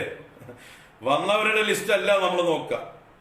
വന്നവരെയൊക്കെ നമുക്ക് മുഖം നോക്കിക്കഴിഞ്ഞാൽ നമുക്ക് മനസ്സിലായി ഇന്നവരൊക്കെ വന്നിട്ടുണ്ട്, വിളിച്ചവരൊക്കെ വന്നിട്ടുണ്ട്. എന്നിട്ട് വിളിച്ചിട്ട് വരാത്തത് ആരാണ്, ഏത് ബന്ധുക്കളാണ് വരാതിരുന്നത്, അത് ഉള്ളിൽ വെക്കും നമ്മൾ. എന്നിട്ട് അവര് എപ്പോഴെങ്കിലും കാണുമ്പോൾ ചോദിക്കുക, അല്ല കല്യാണത്തിന് കണ്ടില്ല. ഇപ്പൊ കണ്ടവരൊന്നും നമുക്ക് പ്രശ്നമല്ല. അതുപോലെയാണ് ഇപ്പൊ അർജുനന്റെ അവസ്ഥ. ഈ വന്നു ചേർന്നിരിക്കുന്നവർ നോക്കുമ്പോൾ തന്റെ എല്ലാ തരത്തിലുള്ള ബന്ധുക്കളും ഇപ്പൊ അവിടെ ഉണ്ട്. ആരും വീട്ടിലുണ്ടാവില്ല. കൊച്ചു കുട്ടികൾ, 12 വയസ്സിന് താഴെയുള്ള കുട്ടികളും സ്ത്രീകളും ഒഴിച്ചാൽ വൃദ്ധന്മാർ പോലും ഉണ്ട്. പുരുഷന്മാരായിരിക്കുന്ന വൃദ്ധന്മാർ പോലും വന്നിട്ടുണ്ട്. ധൃതരാഷ്ട്രയെ പോലെ കണ്ണു കാണാതെ മൂലക്കിരിക്കുന്ന ആൾക്കാരൊക്കെ വരാത്തതുള്ളൂ. പിന്നെ വിതുരരെ പോലെ തീർത്ഥാടനം ചെയ്തു പോയ ആളും ബലരാമനെ പോലെ തീർത്ഥാടനം ചെയ്തു പോയ ആളും രണ്ടു പക്ഷത്തും ചേരാതെ ന്യൂട്രലായി പോയ 1-2 ആളുകളെ ഉള്ളൂ. ഇവരുടെ പക്ഷത്തുനിന്ന് ബലരാമനും വിതുരരും, 2 ആളും തീർത്ഥാടനം പോയവരാ. ബാക്കി വരാത്തവരായിട്ട് ആരുമില്ല. നോക്കിയാൽ ഇനിയിപ്പോ ബന്ധുക്കൾ ആരും വീട്ടിലെവിടെയില്ല. ഒരു ബന്ധുഗൃഹത്തിലും പുരുഷന്മാരായിട്ടുള്ളവരാരും വരാതിരുന്നിട്ടില്ല. എല്ലാവരെയും നോക്കി കണ്ടു. സർവാൻ ബന്ധൂൻ അവസ്ഥിതാൻ, എല്ലാ ബന്ധുക്കളും വന്ന് നിരന്നിരിക്കുന്നത് കണ്ടു. എല്ലാവരെയും കണ്ടതോടു കൂടിയിട്ട് കൃപയാ പരയാ ആവിഷ്ട, പരയാ കൃപയാ ആവിഷ്ട, പരമമായിട്ടുള്ള കൃപയാൽ ആവേശിതനായി. ആ കൃപ എന്നുള്ളതായിട്ടുള്ള ഒരു ഭാവം, ഒരു വികാരം അദ്ദേഹത്തെ വല്ലാതെ ആവേശിച്ചു എന്നാണ്. അപ്പൊ കൃപ എന്നതൊരു നല്ല ഗുണമാണ്. കാരുണ്യം, സിമ്പതി എന്നൊക്കെ നല്ല ഗുണമാണ്. പക്ഷേ ഒരു ക്ഷത്രിയന് യുദ്ധരംഗത്ത് വന്നു കഴിഞ്ഞാൽ വരാൻ പാടില്ലാത്തതാണ്. ധർമ്മയുദ്ധത്തിൽ അധർമ്മത്തിനെതിരെ പോരാടുമ്പോൾ ഒരു ക്ഷത്രിയന് ഒരിക്കലും ഈ ഒരു ഭാവം വരാൻ പാടില്ല. അദ്ദേഹത്തിന് നല്ല ശൗര്യമാണ് വരേണ്ടത്, ക്രൗര്യമാണ് വരേണ്ടത്, വീര്യമാണ് വരേണ്ടത്. അദ്ദേഹം അഗ്രസീവായിട്ട് ആക്രമിക്കേണ്ട ആളാണ്. ആ സമയത്ത് സിമ്പതി വന്നു കഴിഞ്ഞാൽ അയാൾ യുദ്ധം പരാജയപ്പെട്ടു. അപ്പൊ ഇവിടെ പരയാ കൃപയാ ആവിഷ്ട, പരമമായിട്ടുള്ള കൃപയാൽ ആവേശിതനായി വല്ലാത്തൊരു സിമ്പതി അദ്ദേഹത്തെ വിഴുങ്ങിക്കളഞ്ഞു. ആ സിമ്പതി കൊണ്ട് അദ്ദേഹം വിവശനായി എന്ന് പറയാം. അങ്ങനെ വിഷീദന് ഇതം അബ്രവീത്, വിഷീദന് വിഷാദിച്ചുകൊണ്ട് ഇപ്രകാരം പറഞ്ഞു. വല്ലാത്ത വിഷാദഗ്രസ്തനായി അദ്ദേഹം, പെട്ടെന്ന് തന്നെ ഒരു ഷോക്ക് അടിച്ചതുപോലെയായി അദ്ദേഹത്തിന്. അദ്ദേഹം ഭഗവാനോട് ഇപ്രകാരം പറഞ്ഞു. ദൃഷ്ട്വാ ഇമം സ്വജനം കൃഷ്ണ യുയുത്സും സമുപസ്ഥിതം സീദന്തി മമ ഗാത്രാണി മുഖം ച പരിശുഷ്യതി വേപതുശ്ച ശരീരേ മേ രോമഹർഷശ്ച ജായതേ. ഹേ കൃഷ്ണ, ആ വിളിയിൽ തന്നെ സിമ്പതിയായി കഴിഞ്ഞു, കൃഷ്ണ എന്നായി കഴിഞ്ഞു. ഇമം സ്വജനം ദൃഷ്ട്വ, ഈ സ്വജനങ്ങളെ കണ്ടിട്ട്, ഈ ബന്ധുക്കളെ കണ്ടിട്ട്, എന്തിനായി കൊണ്ടുവന്നവർ? യുയുത്സും, യുയുത്സും സ്വജനം, യുദ്ധം ഇച്ഛിച്ചു കൊണ്ടുവന്നിരിക്കുന്നവർ, അവരാണ് യുയുത്സു. യോദ്ധുമിച്ചു യുയുത്സു. അപ്പൊ യുദ്ധം ചെയ്യുവാൻ ഇച്ഛിച്ചുകൊണ്ട് സമുപസ്ഥിതരായ സ്വജനത്തെ കണ്ടിട്ട്, വന്നു ചേർന്നിരിക്കുന്ന സ്വജനത്തെ കണ്ടിട്ട്, മമ ഗാത്രാണി സീദന്തി, എന്റെ അവയവങ്ങൾ, ഗാത്രാണി എന്ന് പറഞ്ഞാൽ ഇവിടെ ബഹുവചനം പറഞ്ഞിരിക്കുന്നത് കൊണ്ട് ശരീരങ്ങൾ എന്ന് പറയാൻ പറ്റില്ല. ശരീര അവയവങ്ങൾ, ഗാത്രം എന്നാൽ ഓരോരോ അവയവങ്ങളെന്നും അർത്ഥമുണ്ട്. അപ്പൊ എന്റെ ശരീര അവയവങ്ങൾ, എന്റെ കയ്യും കാലും മറ്റിന്ദ്രിയങ്ങളും എല്ലാം സീദന്തി, സീദന്തി തളരുന്നു, എല്ലാം തളർച്ചയെ പ്രാപിക്കുന്നു, അവശതയെ പ്രാപിക്കുന്നു. മുഖം ച പരിശുഷ്യതി, മുഖമെന്നാൽ വായ, എന്റെ വായ വറ്റി ഉണങ്ങിപ്പോകുന്നു, വരണ്ടു പോകുന്നു. എന്റെ വായിൽ ഒരു തുള്ളി വെള്ളമില്ലാതാവുന്നു. വെള്ളം ദാഹിക്കുന്നു, എനിക്ക് ചുട്ടു നീറുന്നു എന്റെ ഉള്ളില്. അപ്പൊ എന്റെ മുഖം പരിശുഷ്യതി, എന്റെ വായ വരളുന്നു, എനിക്കിപ്പോ സംസാരിക്കാൻ പോലും വയ്യ. മുഖം ച പരിശുഷ്യതി വേപതുശ്ച ശരീരേ മേ രോമഹർഷശ്ച ജായതേ. മേ ശരീരേ, എന്റെ ശരീരത്തിൽ വേപതുഹു ജായതേ, വിറയലുണ്ടാകുന്നു. വേപതുഹു ജായതേ രോമഹർഷശ്ച ജായതേ, രോമഹർഷവും ഉണ്ടാകുന്നു. രോമഹർഷം എന്നാൽ രോമാഞ്ചമാണ്. രോമാഞ്ചം, ഏത് വികാരവും തീവ്രമായാൽ രോമാഞ്ചം ഉണ്ടാവും. അല്ലാതെ അത്ഭുതം അല്ലെങ്കിൽ അതുപോലെയുള്ളതായിട്ടുള്ള ദൃശ്യം മാത്രമല്ല, ഏത് വികാരവും അതിന്റെ തീവ്രതയിൽ ശരീരത്തിൽ രോമാഞ്ചം ഉണ്ടാവും. ഭയം തീവ്രമായാൽ നമ്മുടെ രോമമൊക്കെ എഴുന്നേറ്റ് നിൽക്കും. ദുഃഖം തീവ്രമായാൽ രോമം എഴുന്നേറ്റ് നിൽക്കും. സന്തോഷം തീവ്രമായാൽ രോമം എഴുന്നേറ്റ് നിൽക്കും. കോപം തീവ്രമായാൽ രോമം എഴുന്നേറ്റ് നിൽക്കും. അങ്ങനെ ഏതേത് വികാരങ്ങളുണ്ടോ അത് അതിന്റെ തീവ്രതയിലേക്ക് വന്നു കഴിഞ്ഞാൽ രോമാഞ്ചം ഉണ്ടാവും. അതുപോലെ ഭക്തി, ഭഗവാനോടുള്ള ഭക്തി, പ്രേമം, അല്ലെങ്കിൽ വേറെ ആരോടെങ്കിലുള്ളതായിട്ടുള്ള പ്രേമം, അതൊക്കെ നമുക്ക് വർദ്ധിച്ചു കഴിയുമ്പോൾ ആ വികാരത്തിന്റെ തീവ്രതയിൽ നമ്മുടെ ശരീരത്തിൽ മൊത്തം ഒരു റെജുവിനേഷൻ ഉണ്ടാവും, ഒരു ഉണർവുണ്ടാവും, അല്ലെങ്കിൽ ഒരു രോമങ്ങളൊക്കെ ഒന്ന് എഴുന്നേറ്റ് നിൽക്കും. ഒരു വല്ലാത്തൊരു അവസ്ഥയാണത്. അപ്പൊ ഇവിടെ സിമ്പതി, കൃപ കൊണ്ടാണ് ഇദ്ദേഹം വിവശനായിരിക്കുന്നത്, കാരുണ്യം കൊണ്ട് പരവശനായിരിക്കുന്നു. അതിന്റെ തീവ്രത, ആ തീവ്രത കൊണ്ട് അദ്ദേഹത്തിന് ശരീരത്തിൽ വിറയലും രോമഹർഷവും ജായതേ ഉണ്ടായിരിക്കുന്നു. അദ്ദേഹത്തിന്റെ ആവലാദികൾ തുടരുന്നുണ്ട്.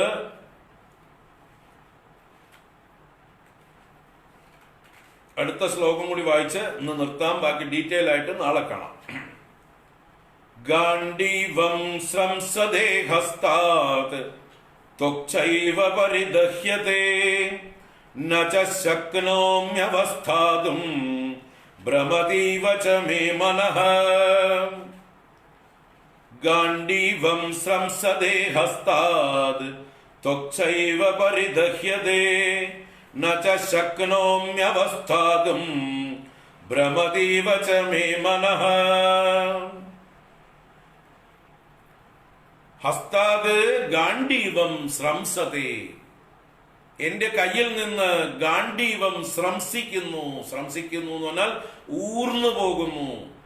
ഈ ഗാണ്ഡീവം എന്ന എന്റെ മഹാധനുസ്സിനെ എനിക്ക് എന്റെ കയ്യിൽ പിടിച്ചു നിർത്താൻ കഴിയുന്നില്ല, അത് താങ്ങാൻ കഴിയുന്നില്ല. എനിക്ക് അതിന്റെ ഭാരം എനിക്ക് ചുമക്കാൻ പറ്റാത്തൊരവസ്ഥയായിരിക്കണു.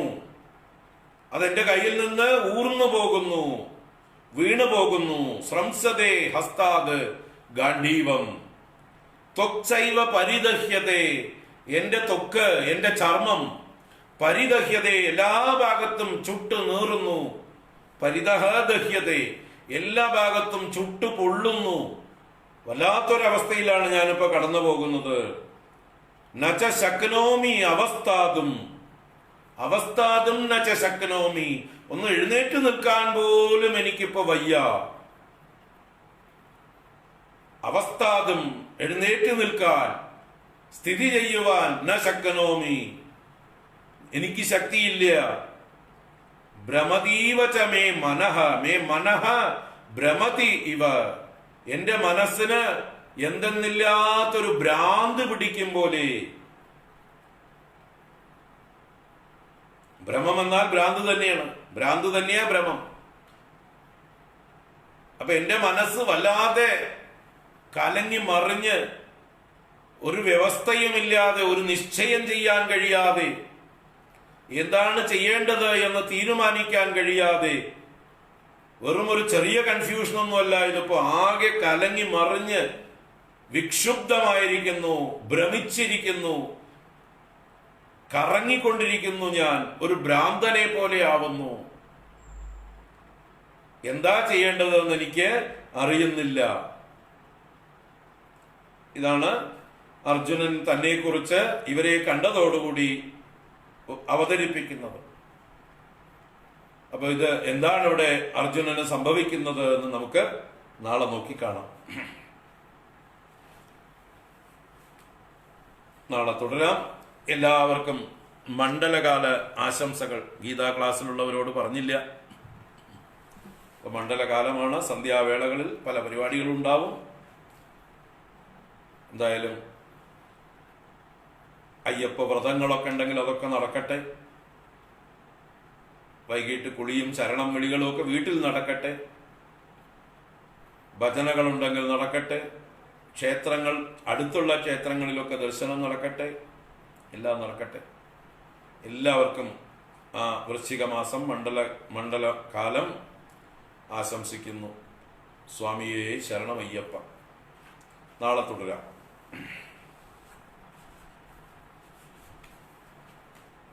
ഓം കായേന വാചാ മനസേന്ദ്രിയൈർവാ ബുദ്ധ്യാത്മനാ വാ പ്രകൃതേ സ്വഭാവാത് കരോമി യദ്യത് സകലം പരസ്മൈ നാരായണായേതി സമർപ്പയാമി. ഓം ശാന്തി ശാന്തി ശാന്തി. ഹരി ഓം ശ്രീ ഗുരുഭ്യോ നമഃ. ഹരി ഓം.